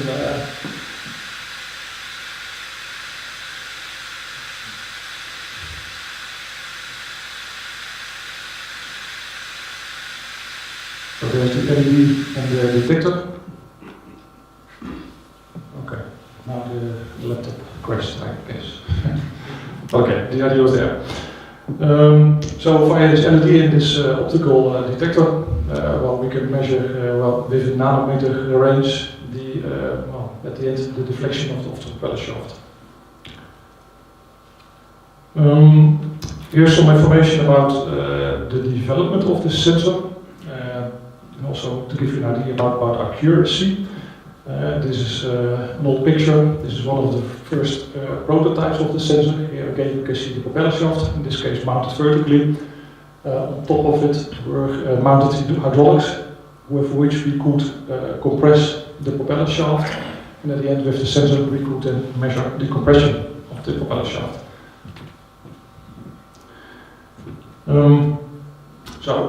Here's an example of the standard tests we did. We also did this for glass. It's type approved. So here over time we put it on load via these hydraulics and steps. And here over time you could see the sensor readings, just to give you an idea about accuracy and noise ratios and repeatability. Another comparable test we did is put on the load, again here, the load of kilonewtons on the propeller shaft and various steps, and measure the displacement of the propeller shaft in nanometers, so the thrust, and then calculate the amount of nanometers per kilonewton force on this particular propeller shaft, and compare it with the theoretical value of the shaft. So as you can see, this was what you would expect based on the modulus of the propeller shaft, and this was coming out in the individual measurements. There is a next page with so as explained, it's an optical measurement system.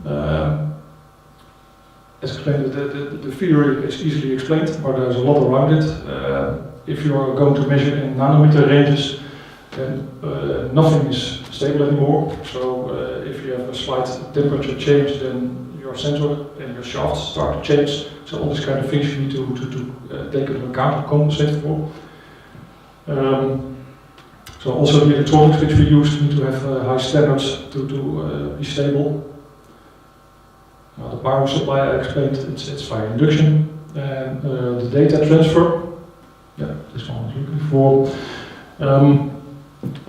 Here again, the propeller shaft sensor mounted, the power supply via induction, so no contact there, and all the sensor measurements are via Bluetooth transferred to the receiver box, and from there on it can be further brought into all kinds of systems, analog, Modbus, outputs, all possible. Well, to come back a bit to where we as VAF are, we're coming from the operational measurements, operational ship rules and performance measurements. So what we do is we sell to our customers these kind of performance measurement solutions, where we measure next to the thrust and torque also all kind of additional sensors on board of the vessel, collect this on board via data integration, send it to the cloud, and then bring it to the office of the customer. And once it's in the cloud, you can do all kind of additional calculations with it. To give you some examples of what this at the end can do in the field, this is one of our oldest examples. We have many vessels sailing with this thrust sensor. Several of them we follow for years already as our pilot vessels. This large container vessel is one of them. It's also equipped with the thrust and torque sensor. We followed this vessel for 1.5 years when it was sailing up and down between Asia and Europe. We have on board there this data collection system which automatically logs every second all data from all these sensors, including wind, etc., sends it to our cloud. So we have loads of historic data. Then this information from the sensor which is sent to shore typically provides this kind of information. Here there is a short voyage where over a period of, what is it, an hour or 10, there has been made a short voyage, and here you can see the measured thrust and torque over time and the propeller RPM.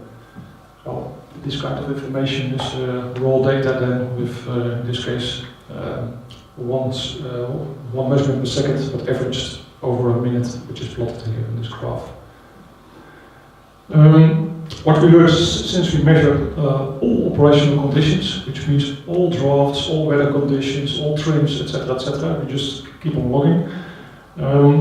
If you would plot all these raw measurements into this kind of plots, speed to water versus power in this case, so speed power curves, well, you all know that you will get a totally big cloud of data points. So, and hidden somewhere in this cloud of data points, there is the actual speed power curve, which you should compare to a model test maybe. What we also developed over the years is mathematical routines to get out of this raw 1 minute data, rich data as we call it. Really apple to apple conditions. For this particular vessel, we plotted them here, and the coloring here is done on sea state, which we got also from the vessel. And the black line is the expected speed power curve for model tests in this case. Located speed power is known, but for the same vessel we also have speed thrust in this case. And also here the black line is based on model test predictions in this case. And the coloring again done on sea state. Another picture, a bit more recent picture.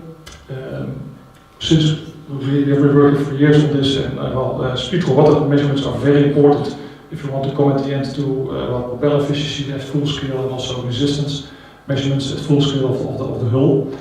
Speed to water is becoming a very important sensor. And what we noticed is that not all speed to water sensors are as good. Maybe you can agree on that. So we see sometimes speed logs are starting to drift, have biases. Once the vessel has been in dry dock, we all of a sudden get a half a knot more speed to water, etc. So for that we developed also algorithms which predict kind of speed to water based on thrust measurements.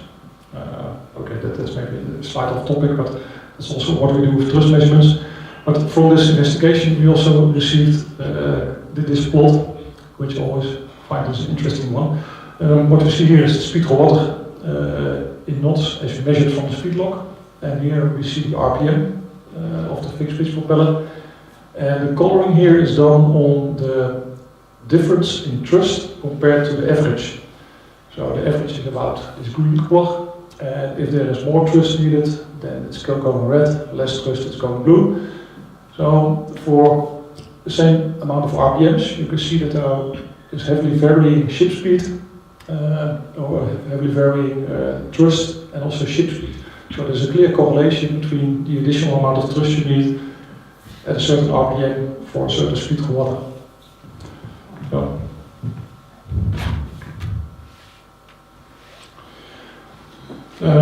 If we look for this particular vessel as an example, what that comes out for this particular voyage on torque and thrust measurements, then this is a plot as an example here. This is minute average data. You can see the torque, kilonewton meters, and the thrust. So, well, fixed pitch propeller, it's a nice linear relation. Though I must say what we see is that all kind of instationary conditions like acceleration and deceleration, steering, waves all have effects on, at the end, this kind of measurements. If we zoom in to the top part there, to give you an idea, okay, just plain raw measurements, what can we get out of it? Then this is typical the torque thrust relation we find. And I said this is raw data, so 1 minute average, no enrichment of data done here, which will at the end improve, because all kind of accelerations that are also in here. For this particular container vessel, it's an investigation from 2015 and 16.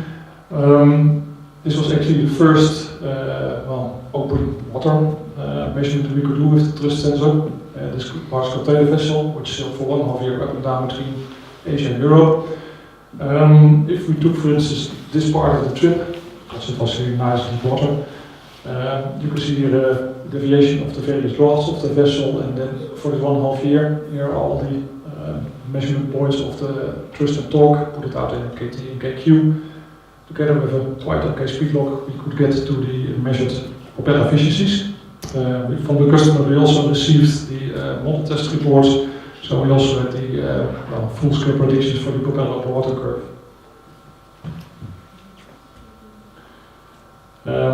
Since we measured this vessel for 1.5 year, we could see at the end the degradation of the propeller and the ship's hull over this time.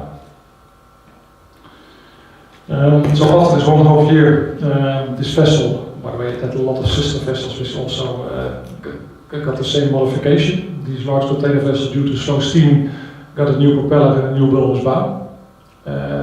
Since we already had 1.5 year of measurements, we could continue measuring with the new propeller and new bulbous bow. So here again, the old propeller measurements, and then here for the new propeller. As you can see from the full-scale predictions, so the lines, the new propeller was expected to have a heavily increased efficiency, which we could also measure. Again, the KT, KQ is what we directly measure. Well, the propeller efficiency, of course, there that gets the speed log in between, which is not always as good. So I guess also for this joint industry project, looking very good at speed for water measurements is a very important part of the investigation, I think. Then the new bulbous bow on this particular vessel. Also there were quite high hopes from CFD calculations. Also there, what the new bulbous bow would bring. CFD calculations were split into 2 drafts of the vessel and 3 conditions per draft. As you can see, it's slow steaming, and the original design speed 1 is about here, so it really was going to do slow steaming. What we saw that this is all based on half year of measurements, so it's not one single measurement, but it's half year of measurements, continuous measurements, and then we could group into these conditions. What we could see is that, okay, the bulbous bow, not for all conditions, made the better improvement. By the way, this was also confirmed by the customer for the other vessels, but then based on only fuel consumption. a bit more recent example is, well, we also have these thrust sensors on various cruise vessels. For this particular cruise vessel, we got into dry dock, got a hull cleaning via high pressure water cleaning, and you can see the actual picture there of the cleaning of the hull. What we noticed is that since we measured before and afterwards, we could see a reduction in resistance of the hull of 3.4%. That was also an interesting example. For this particular cruise vessel, I also made here plots of both propellers. Just 1 minute data raw for more than 1 year of measurements.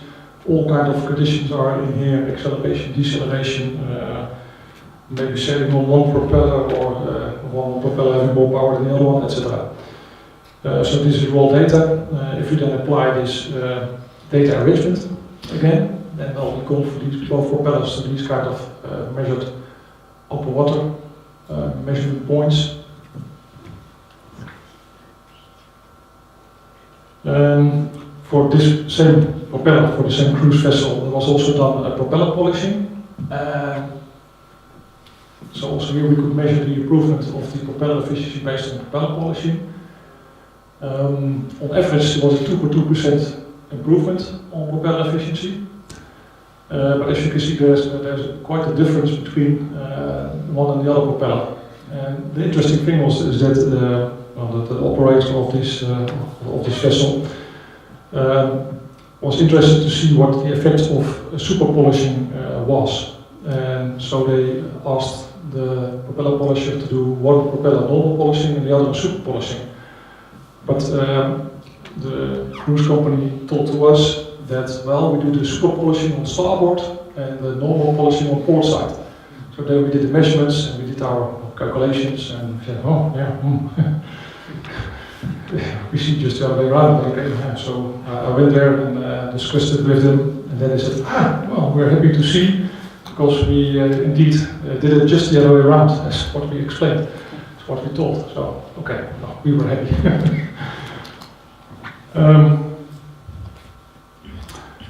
Then another example of this particular cruise vessel. Later on it came again in dock, but it got a total new hull coating. You can see here the top picture, which when the vessel just got out of the water, and then all the paint was removed. You can see here the bare metal, and then a total new paint system was supplied. Well, since we measured before and after, we could measure the reduction in resistance at the end of ship's hull of more than 10% due to this new hull coating. I guess it's also interesting to see also for the JoRes here is that if you go for a dry dock with high pressure water cleaning, then you will receive this 3 to 4% reduction in resistance. And if you go for a new hull coating, you can even reduce your baseline even further. So it really depends on how good do you clean your hull, how good do you clean your propellers to really derive the proper baseline at the end for your CFD calculations and your model test. I don't have the answer, but it's good, it's good to know. That's what we explained. Yeah, maybe, I said I have 45 minutes, so I gathered a lot of information just to showcase a bit what we do with the thrust measurements. We've also got it, for instance, on this chemical tanker, single screw vessel, but it's a CPP, controllable pitch propeller. And it's operated at a constant RPM most of the time. And just a raw plot of a few months of data, minute average data again, just to see, okay, what's the torque thrust coming out of this controllable pitch propeller. And what we typically see with controllable pitch propellers is that these kind of bananas start to occur, that even with around 0 thrust, you still need to put in quite some torque and power at constant RPM to get this propeller rotating through the water. And yeah, what I always try to explain, I guess you all will know, is that if you go for fixed pitch operation with variable RPM, you can save quite on power. So you can save a lot on efficiency at the end. So So it's always the question whether this cheap electricity from constant RPM is outweighing the drop in performance of your controllable pitch propeller. Since it's the CTP, it has many operator curves. From measurements level, we could also derive kind of this maximum efficiency envelope. Another interesting thing, since it's a chemical tanker, it has a high draft variance when it's ballast or loaded. Also here again, the effect of trim versus thrust. Again, also trim versus thrust, but the coloring here is done on the top graph on the mean draft, and on the bottom it's done on speed or water. Just also again here plain minute average plot of data. If you look very long into it, you see relations between where the optimum trim is for a certain draft at a certain ship speed. Well, I have to think of this graph for a few minutes before I understand it. Just to give you an idea what's possible with these thrust measurements. We also did a more in-depth investigation on trim on another vessel, a larger passenger vessel, where we measured the power but also the thrust versus the trim at 14 knots, and the ship was sailing at 14 knots. Again, this is based on data of half to 1 year of data. If you combine these plots, then you can see, okay, based on the trim variance, there is a difference in thrust. And they had also power, but they do not coincide. There might be something of propeller efficiency in between. So what you can see is that there is really an optimum resistance. If you go for high trim, then well, maybe you have a higher thrust needed than if you go for this point.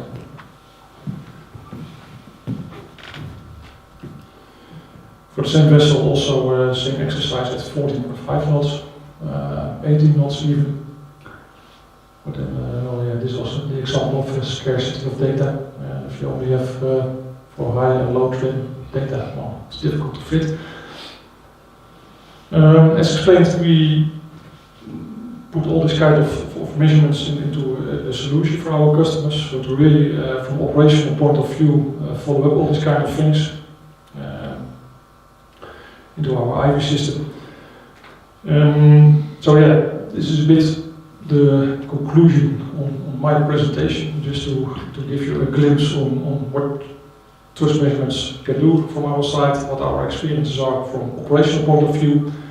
And I guess, well, doing these thrust measurements might also be very interesting in an addition to this joint industry project. But well, it's good to know that there are a lot of additional variables like a good speed water, which also playing a very important role to get at the end a good resistance of the ship's hull comparison, also a good propeller water efficiency to compare with each other. I have no idea about time. Okay, very good. Well, this was a bit what I briefly would like to tell and show some of the experiences. Are there any questions, suggestions, flabbergasted, fallen asleep? Yes. Thank you. This is a very nice presentation. It's very interesting, I think.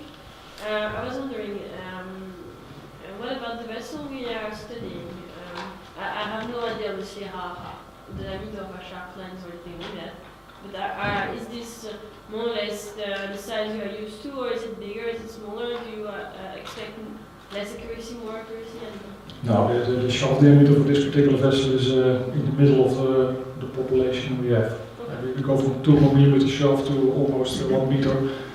So in I guess this will be 300-400 mm propeller shaft, something like that. Yeah. So, yeah. All right, it seems a very ideal device to be used during speed power sea trials. The enforced procedure today is to measure just the torque, no? And from the torque there you all you need. Okay, if I have also the thrust, it could be a double check. The problem is from the experimental work, how easy it is to use this device, instead the gauge is stick or attach it to the shaft.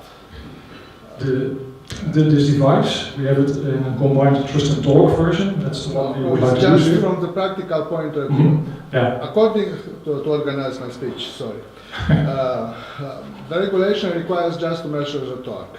Okay, let's forget this aspect. For this is enough to stick gauges on the shaft and measure the torque and to process the data. This gauge, to mount or to stick the gauge, does not depend on the diameter of the shaft. And they are cheap and so accessible for any Citralis team.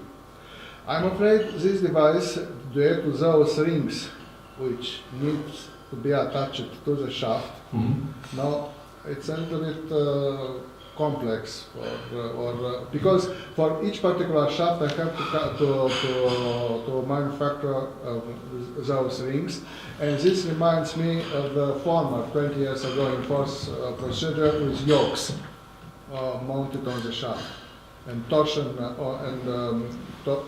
torsion bars. If not torsion bars, the bending bars. It's an old style. I don't remember the brand, the manufacturer of that equipment. Yeah, if I may comment. The mounting of the sensor. Yeah. Well, they should be exactly on the dimension of the shaft. So yeah. go for the things which are shaft dependent are the mounting rings and the cap. All the other parts are standard. The mounting of this sensor can be done as a retrofit, can be done when the vessel is into water. It's typically 1 day of 1 or 2 days of an experienced service engineer to install this sensor. So that's we've done it for many times. So that's not something very special to do as such. Talking about strain gauges, talking only about torque. As I explained, this is the combined twisted torque. We also have a simpler version which only measures torque. This is the same principle, also by the optical measurements. We had a predecessor of that one, which was based on strain gauges, but we had not such good experience with strain gauges. I talk about more than 10 years ago. It was one of the reasons for us to start developing this one based on opticals. This one, based on the opticals, will last for years and years and years, so there's no recalibration needed. What I guess I did not explain too well is that next to the mechanical electronics part you see here, a lot of development went into the machine learning software part, which is also in the sensor. The sensor, together with the propeller shaft, is the measurement system. So the propeller shaft is part of the measurement system itself. In the behavior of the propeller shaft, machine learning algorithms in the sensor learn how the propeller shaft is behaving, especially due to temperature variations. So that's all kinds of developments which are exciting. Due to its complexity, I think it is suitable for permanent mounting for each ship.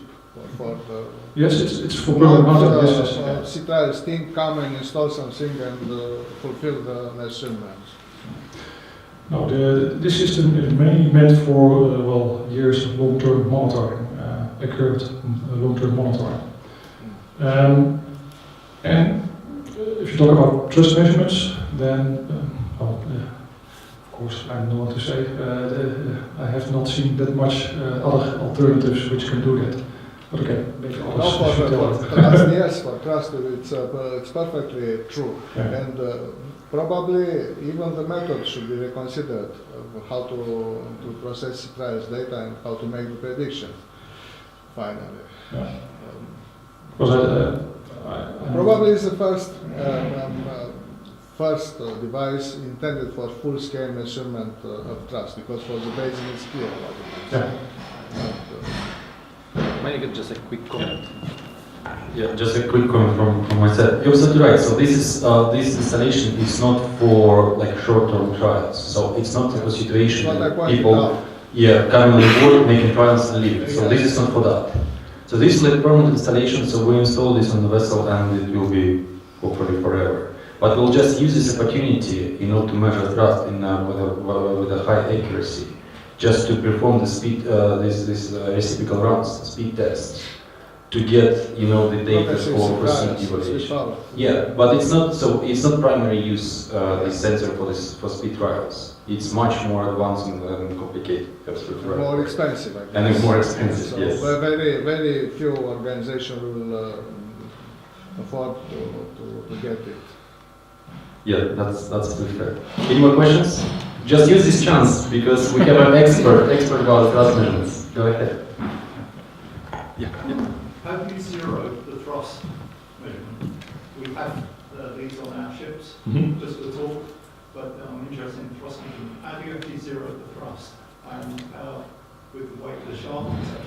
And do you again rely on the machines? Yeah. Weight of the shaft is interesting because bending. There are 4 arms in it, so every 90 degrees. What I did not show and tell is that you're also able to measure shaft bending. I have some slides after this, maybe we can look later. But since we have 4 sensors, 90 degrees around, we can measure all 4 and take the average. So then bending is taken out. Zeroing of the sensor is done every time when a vessel gets into a certain condition, when it stops, so to say. So if the vessel is stopped, then at a very precise condition it says, okay, now it's 0, and if there is a minor offsetting, then that's zeroed out, next to all the temperature effects which are present in the propeller shaft. We know from torque measurements, we also have our own torque measurements which will actually run against this engage. We know there's actually quite a lot of residual torque in the shaft when it's just sitting there, stationary, and hence when we do a zero for torque, the shaft slowly rotating. Just wanted to take about that. The operation of the combined thrust and torque sensor has much more additional correction methods and features compared to the standard torque sensor, especially since thrust is also this compression of the propeller shaft and not a torsion. So question. Yeah, so you still need to know the actual G models and E modules of the actual ship, right? Yeah, because at the end we measure the shaft displacements. Yeah. So how well do we know that for these example ships? Maybe that's not a question for you, but... But the same applies for strain gauges. Yeah. So we do have all the drawings and documents about this vessel, so we can. I think for Envirigo we already got the actual value because we know the metal which was used for the shaft, and yeah, so this information can be also found for our other vessels. What do you think? Is that enough? Well, yeah, if you have documented materials, yeah, but often you have not. So I would be surprised to see if they have. But that's well, for this vessel, at least for Envirigo, I saw the actual material which was used. Often they don't give it or they don't have it, they don't know it, and then you have to assume what we have written in the speed trial standard, a conservative value. Yeah. But if we have it, it would be good. We do have this for Envirigo, so we should double check for other vessels. Yeah. But for this, yes. It was another question from somewhere. Yes. Do you ever need to calibrate these sensors? It's auto-calibrating. So during installation, we have to do some turnings of the propeller shaft, and after that it's calibrated. Because the shaft itself is also part of the sensor at the end, because the rings are mounted on the shaft.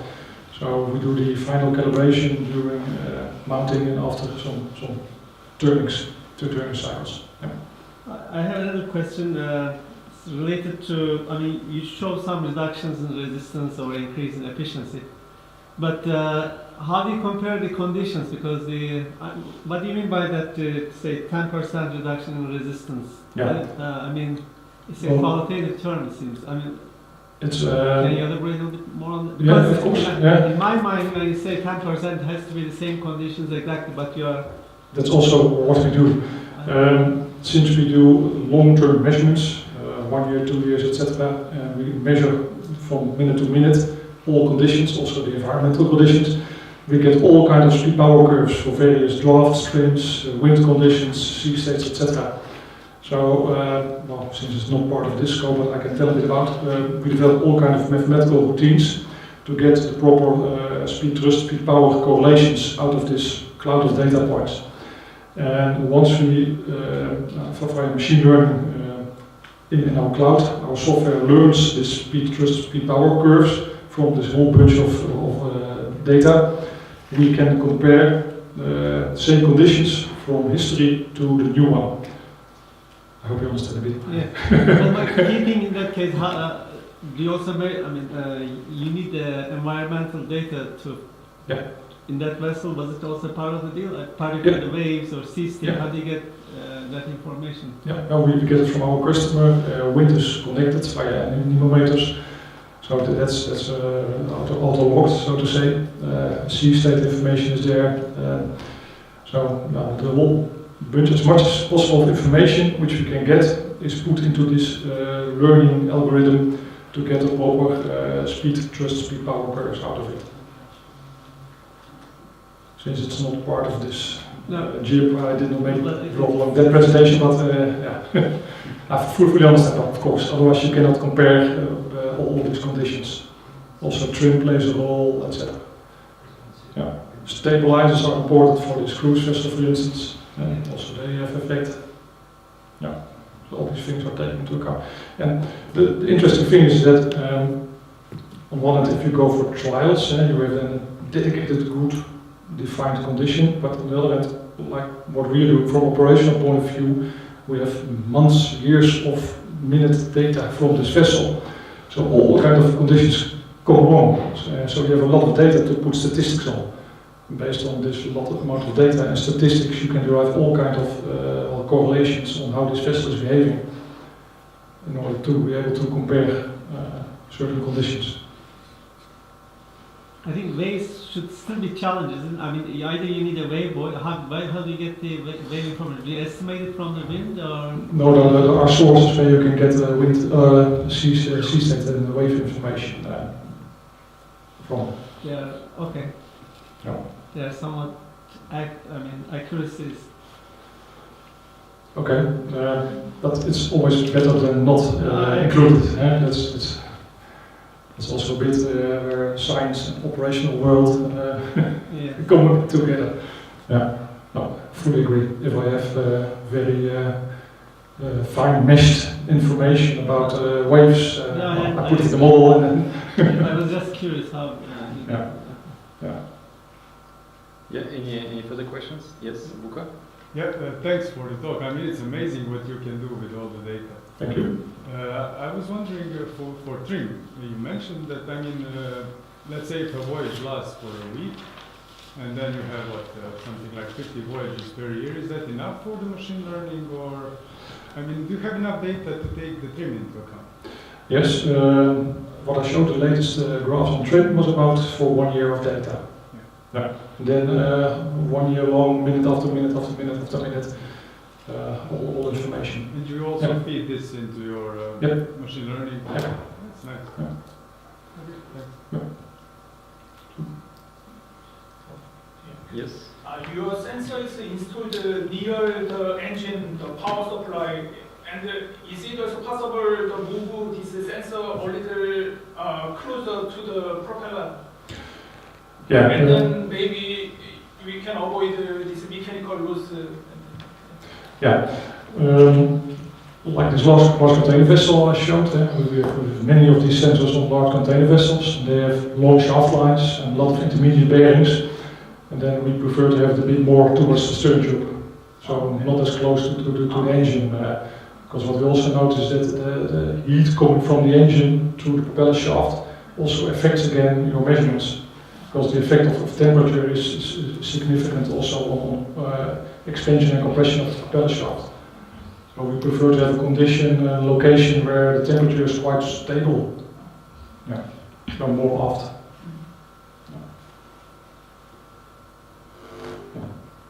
One example, maybe. I brought it along. Let's show it a bit. This is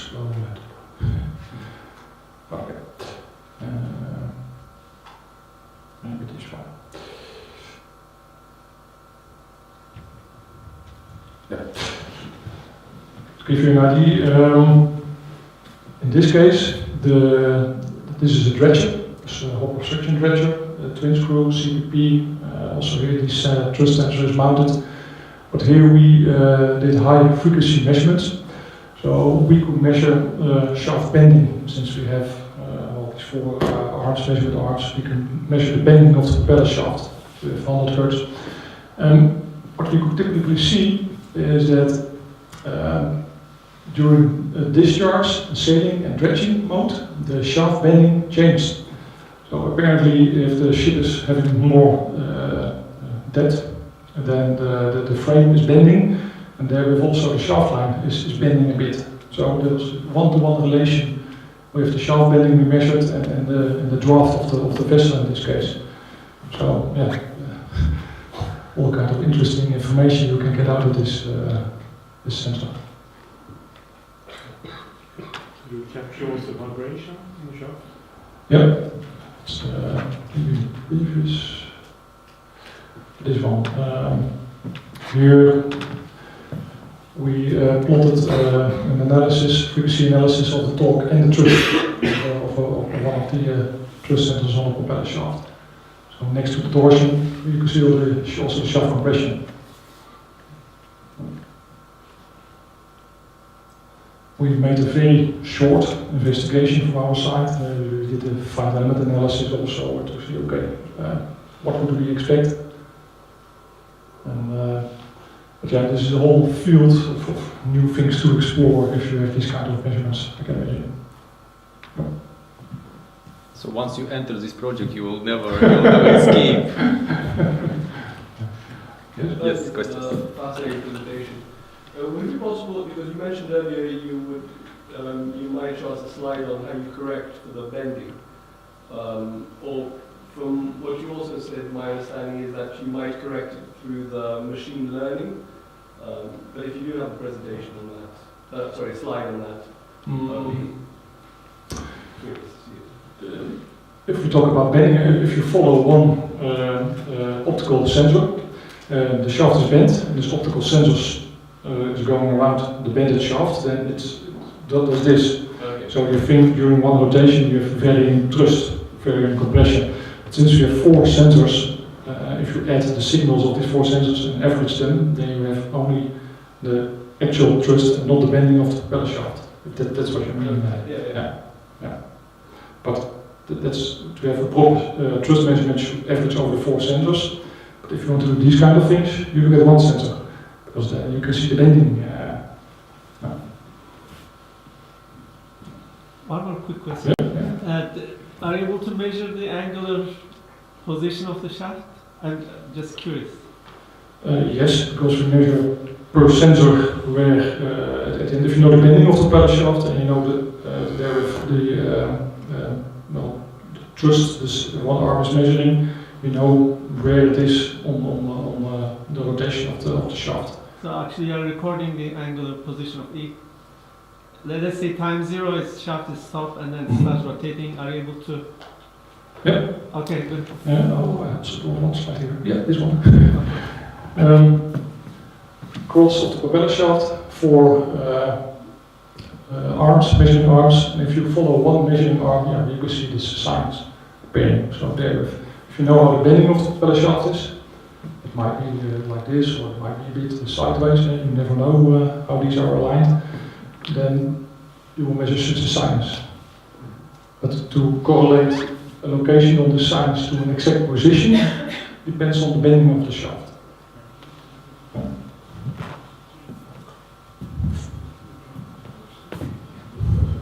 So, more questions?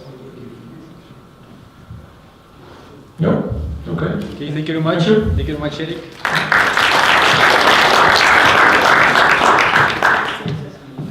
I really like you haven't answered the question, but he has already the slide prepared.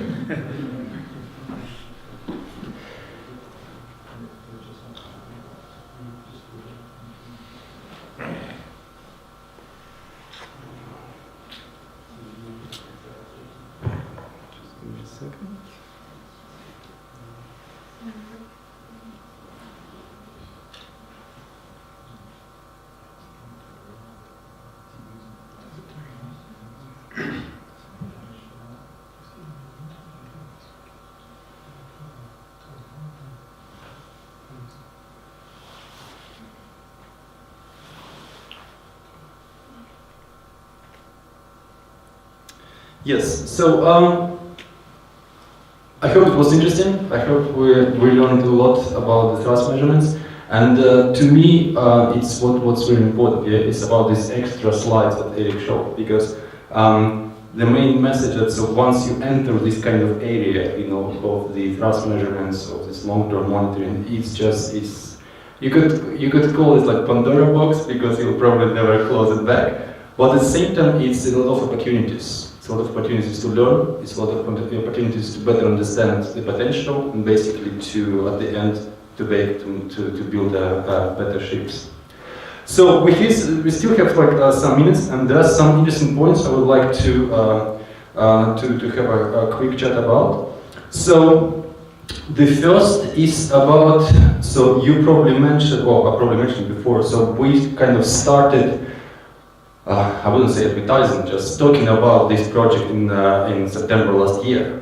And a lot of, I showed you this slide, a lot of commercial companies came to us and showed the interest, saying, so yes, we would like to join.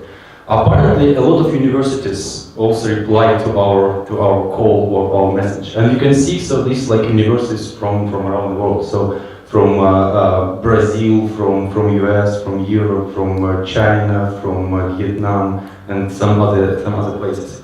So of course, we do understand their challenge. They would like to contribute, but they don't have cash, you know, to pay the membership fee. So basically, we have kind of an idea to invite the universities to the project free of charge, provided that they will contribute to CFD part. So basically, as you've probably seen on one of the slides, yeah, the more CFD we have, the better. And these guys, so they're extremely good in CFD investigations, you know, so they can do, for instance, we got one university, they said, oh, we can even like do large eddy simulation on ship scale. So we do have resources, we do have, you know, capabilities to do that, but we don't have actual, you know, money to contribute to the project. So basically, I hope so it's okay with you, so I don't think it would be like any problems from your side, because the one of the conditions I would like to put for them is so you are obliged to contribute to the CFD part, and of course, so it would be nice if they share the CFD results, they share the CFD recommendation, they share the CFD simulation files, so basically that, you know, we could learn also from them if they do something very good with the CFD. So I hope it's okay. Yes, so I don't think there should be any problems with that. Another point. So you some of you might ask this question. So why we selected this place, you know, to meet up for the kickoff meeting? Why it's in Madrid? Why it's today? Why it's this afternoon, not tomorrow? So the reason is we would like to let's say reduce travel costs. Well, of course, it's impossible to do it for everyone, but at least so for some of you. And the idea is to align this meeting with something else, you know, just to reduce this travel time and travel expenses. So the reason why we're here today, because from tomorrow there will be CRS meetings in this venue, so for like end of the week, so 4 days. And we kind of decided maybe it's a good idea so to align this with CRS this time. So these guys from CRS, they could come, you know, to this like kickoff meeting without extra additional troubles, you know. And you can see, so there are CRS partners in here, a few companies, so they let's say accepted our call and they're here. At the same time, so there is like another platform. So maybe you've heard about this Vessel Operation Forum. So it's also the initiative run by Mari. And the key GIP, so this umbrella for a few GIPs, and the most famous are this FCS propeller and this wind glass. So it's separate GIPs, and they also have some meetings quite regularly. And so if you are, for instance, a member of this GIP, so we might probably consider, you know, to align our meeting with them, just also to save time. So if you have any suggestions on that, just feel free to share. So whether it's a good idea or what you think. So then what we'll do, so once we have the full list of participants, and once we know so how many companies in which activities involved, let's say in CRS or this vessel operation forum, so we'll probably consider to align with something else. The next question is about actually the next meeting. So as you probably know, so the schedule, so now we're kind of finalizing everything, so finalizing the agreement, and the project will start in April. There will be this vessel operation forum in May.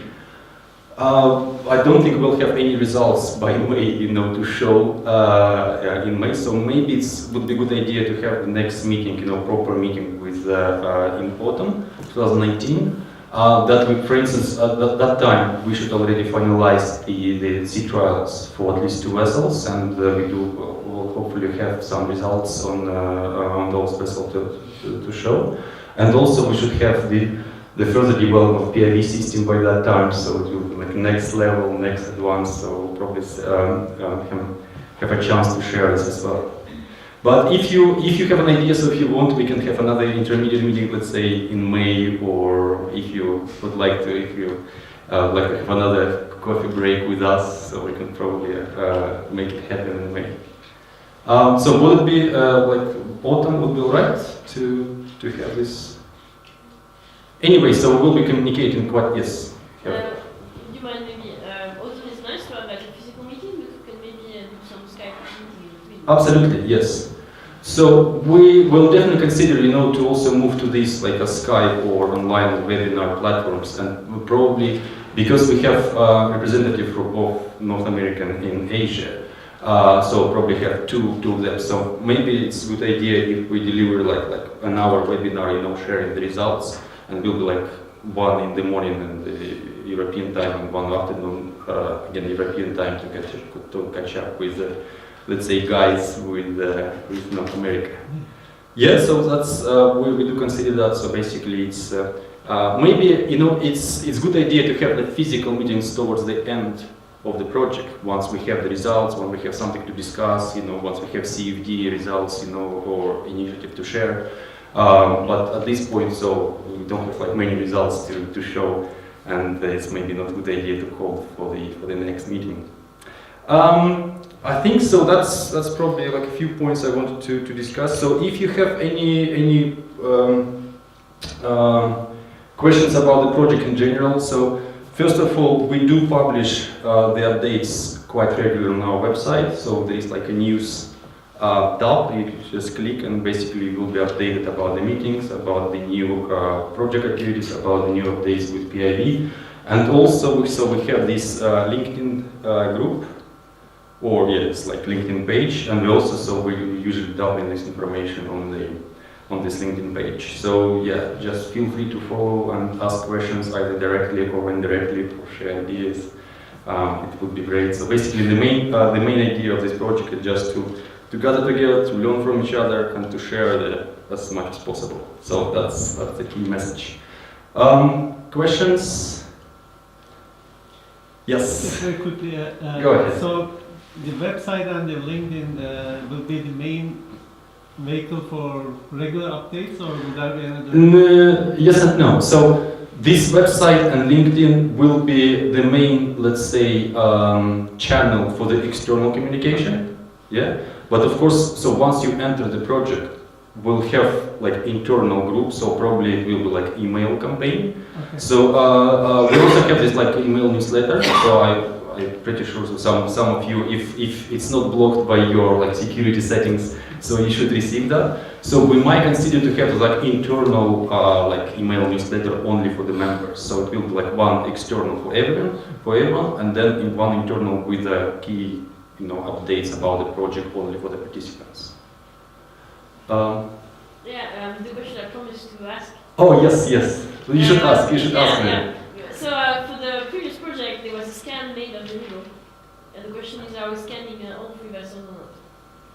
Yes, great question. So the main motivation to have this laser scan for MV Eagle, because she was relatively old. She was 25 years old, and that time so we didn't have proper IGES files. So basically we got drawings, But once you build the drawings, but once you build the IGES file based on drawings, you introduce a huge uncertainty whether it's the same vessel you're actually making measurement and you're trying to make 3D. So that's why, for that case, so we kind of considered it would be a good idea to have the 3D laser scan. And it's done, it's available, so it's free of charge. You can download it from the Lloyd's Register website.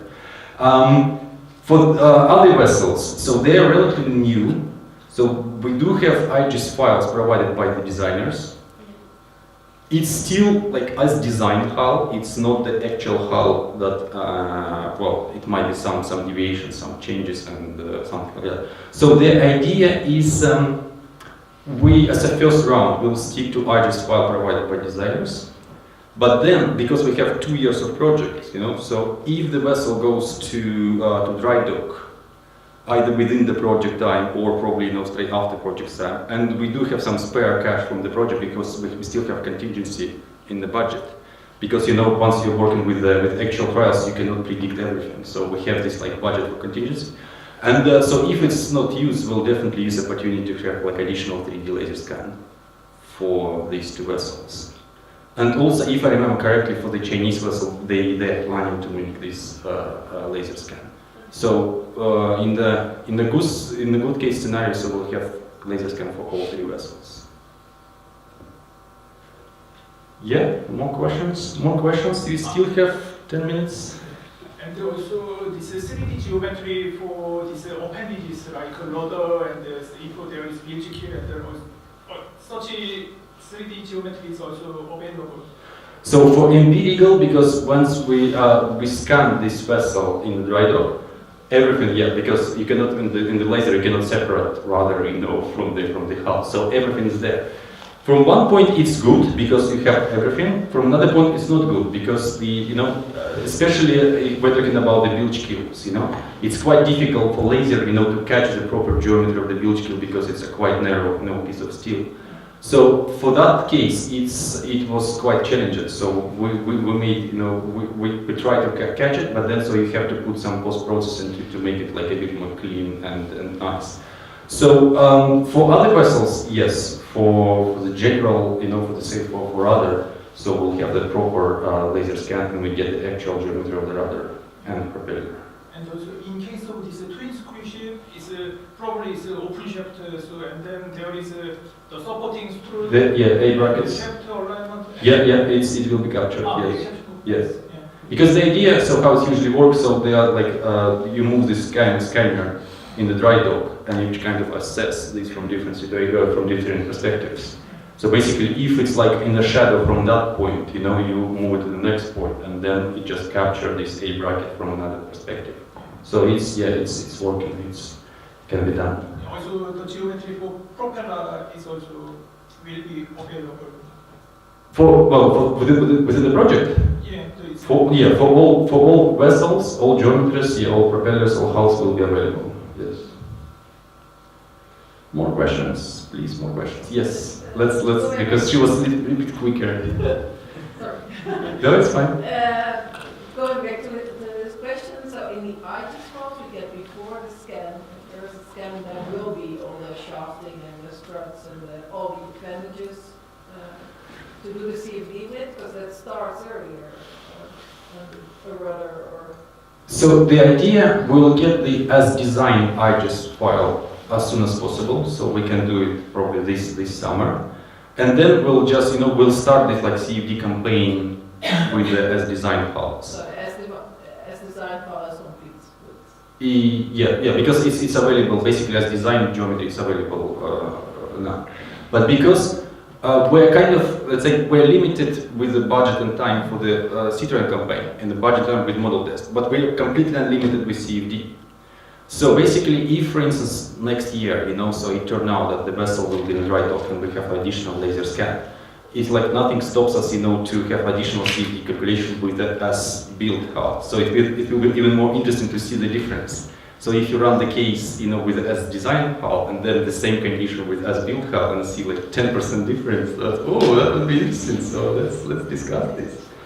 So I hope I answered your question, Sophia. Yes, short question. So can each participant submit many computations? For CFD? Yeah. It's unlimited. Yeah. It's completely unlimited. Try So different methods. that's the main point. So basically, we kind of budgeted. We have a budget for trials and CFD. Trials and model test campaign.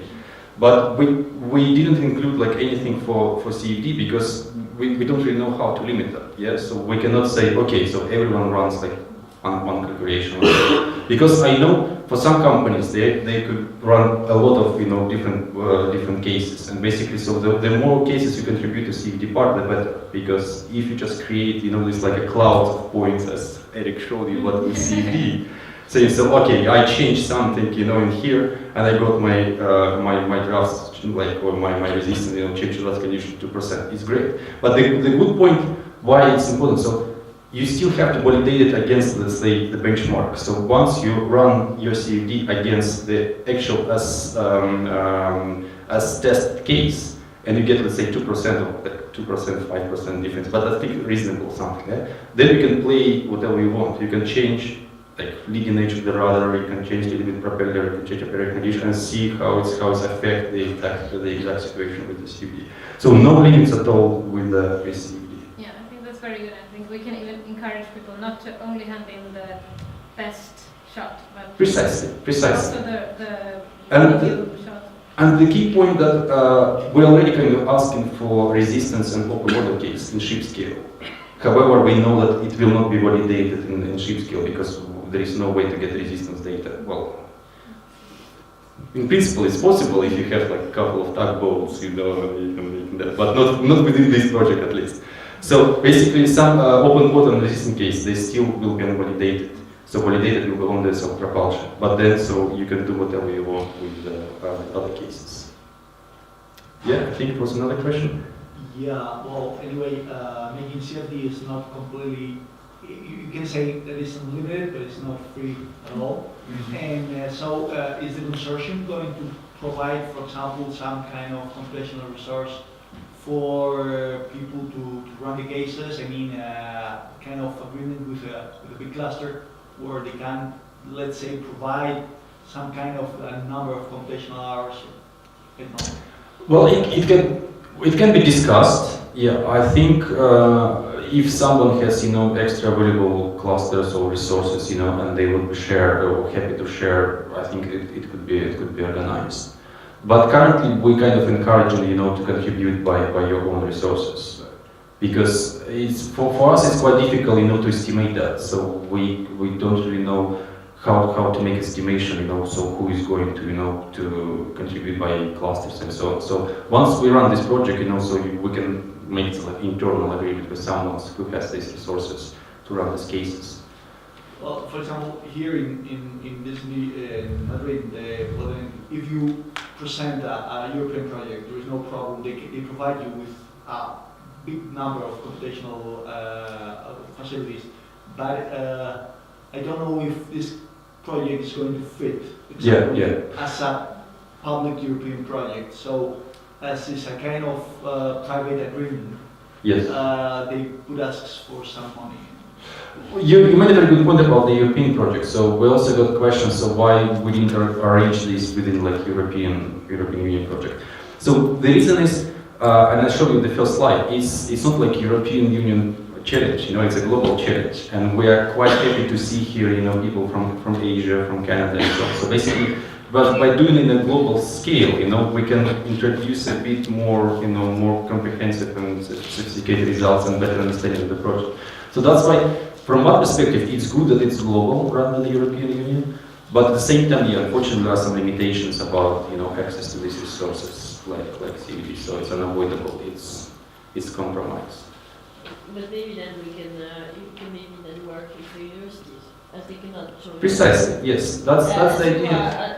Going to join paying for this, maybe then you can make a talk with the university from Madrid, which probably have a computation facility.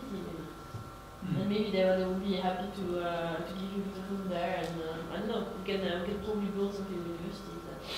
Yeah, as said, they were interested. So that's a great idea. I remember if I saw not something from Spain this, but I mean, yeah. The universities, yes. Yeah, I mean, I think that's something you can definitely do. I I know that, for instance, I could probably talk to Tidal, for instance, in Netherlands and see if I can maybe join with them or something like that. That's yeah. The question normally is that when you ask for computational hours, they will ask, okay, who is the owner of this work? Yeah. So you say, well, it's a consortium of private companies. Say, okay, well, it's a distribution paper. Okay. Well, I'm pretty sure, so it could be arranged. So either via universities or somehow, because yeah, I know that in some universities they have like enormous, resources for the computation power, and I think they will be happy to contribute us. Just one comment to go on the resource side that Leo was saying. I think it's fantastic what you guys are doing, and I'm really happy I joined and saw the presentation and all this. Honestly, I think it's really good.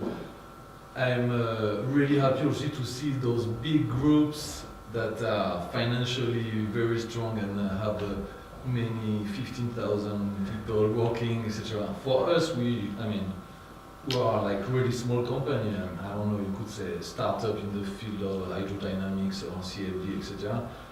It's to invest your resources, your guys, your engineer, or would be a thing. But it's true that I think, and again for us, it's a pity that there is not, let's say, a low entry proportional also to what we could contribute. I understand for fairness to everybody that everybody wants to contribute to the same, but it's I think also some really small company like us could give something interesting to some kind of project like this, but it's hard to fit in a... Yeah, but very good point, thank you very much. So, first of all, we do have full and light membership, so we kind of considered, for companies, let's say if they're very challenged with the finance, so they can still consider to make it with a light membership, which is twice cheaper than the full membership. And then, well, of course, there will be some companies, which will be challenging, even with this fee. But unfortunately, so we're not in position to make it, because once you introduce this, let's say, progressive, formula to enter, it's kind of additional uncertainty, so it could be treated differently. And at the same time, so the idea of this project to be transparent, to be open, and at the same time, so to avoid this, double thinking about, so just to put everyone in a fair situation. So that was the easiest way. But at the same time, you're absolutely right. For small company, and for big company, it's very different, situation to contribute. So yeah, we'll probably for the next time we'll try to work it out and make it a bit more flexible. But yeah, I'm not sure, so we can do it at this point. And when will the data be available? So usually so as a JP run by Mark, so there is kind of an idea. The data shared within the project, so will be available only participants with a certain amount of time, and then some years later, so it might be available in the public. So it was done for almost all JPs by Mark, and we're kind of following these guidelines. So sooner or later it will be available. But that's a fantastic project to have this full scale, and when we see the technology, like on the measurement, it's going to be. Thank you for coming and for your comments. Any more questions? Yes, Sophia. The practical things. So you will measure the hub roughness, the last dry dock before the trial, and then we get that. I'm glad you answered the trickiest question. At the end of the yes, hull roughness. Yeah, such a pain and headache for everyone. Initially, we wanted to include another company to the project. So they kind of there was an idea to develop the the roughness measurement sensor, which would work underwater. So basically, the diving team could do that. Unfortunately, so we didn't go ahead with that. So currently, for MV Eagle, we have roughness measurements from last summer. Because ship was in dry dock, we used the sensor, so we made the rough measurements. We do have these values. Probably before the trial, so when the vessel will be in ballast condition, we'll try to have spot checks in the ballast, so when it's above the water. Then when we will clean the hull and polish propeller, so it will be done by diving team. Yeah, we'll have the visual assessment of the roughness, and then so when the vessel will be next time in dry dock, we'll have additional assessment. So basically, the idea is, it's a challenging task in general, and currently we'll use the best possible way to resolve that. So if you have an idea how to measure roughness of the water, like to make people quantify the way, it would be great. You're welcome to contribute. We'll be more than happy to listen to you. But currently, so we stick to what we have, and which is either visual observation by diving team in the water or in the dry dock with this sensor. So yeah. So either we can all make a guess what the roughness will be, and we will have maybe a large scatter only from that guess, or we just all assume the same, even if it's not the actual what it is, but we all assume that it's the same, then we reduce that uncertainty in the computation. Well, you made a very good point about we can definitely, let's say, investigate roughness from CFD perspective. Yeah. So once we, for instance, establish this benchmark, so basically everyone runs the same case and we got like pretty much the same values, then we can, for instance, okay, let's each of us change, the roughness for one point, yeah, and see how it will affect the roughness, and then we'll probably work out somehow. But unfortunately, yes, it's a fundamental problem, and we'll use the best possible way to solve that. But at the same time, we cannot jump over our heads. So we'll do the estimation as per the recommended procedures. Yeah, but either we make a common guess or individual guess. We can vote and make a decision. So it's not like we have to make a decision right now. So we can think about this and make suggestions. Yes. Dr. Sofia, rule of thumb. Yes, like precisely. G of the model of the shaft steel. Yeah. That is. So any more questions? If not, so we still have time for the quick visit of the towing tank. I cannot see Jesus in here, so he might escape. So let's try to find him, because he said so it will be possible to show us the tank, which should be in the same building. So apart from that, thank you very much for coming. It was a pleasure to see you, to meet you. So the quick point, I know some of you are leaving today. So if you're not leaving today, you can come to us and we'll probably schedule a dinner or something all together somewhere in Madrid. So because I'm leaving tomorrow, I think is leaving tomorrow, so we're open for challenges for this night. So come to us if you want. If not, then have a safe travel. But anyway, so I hope to see you in this tour to the Thank you very much. Thank you very much all.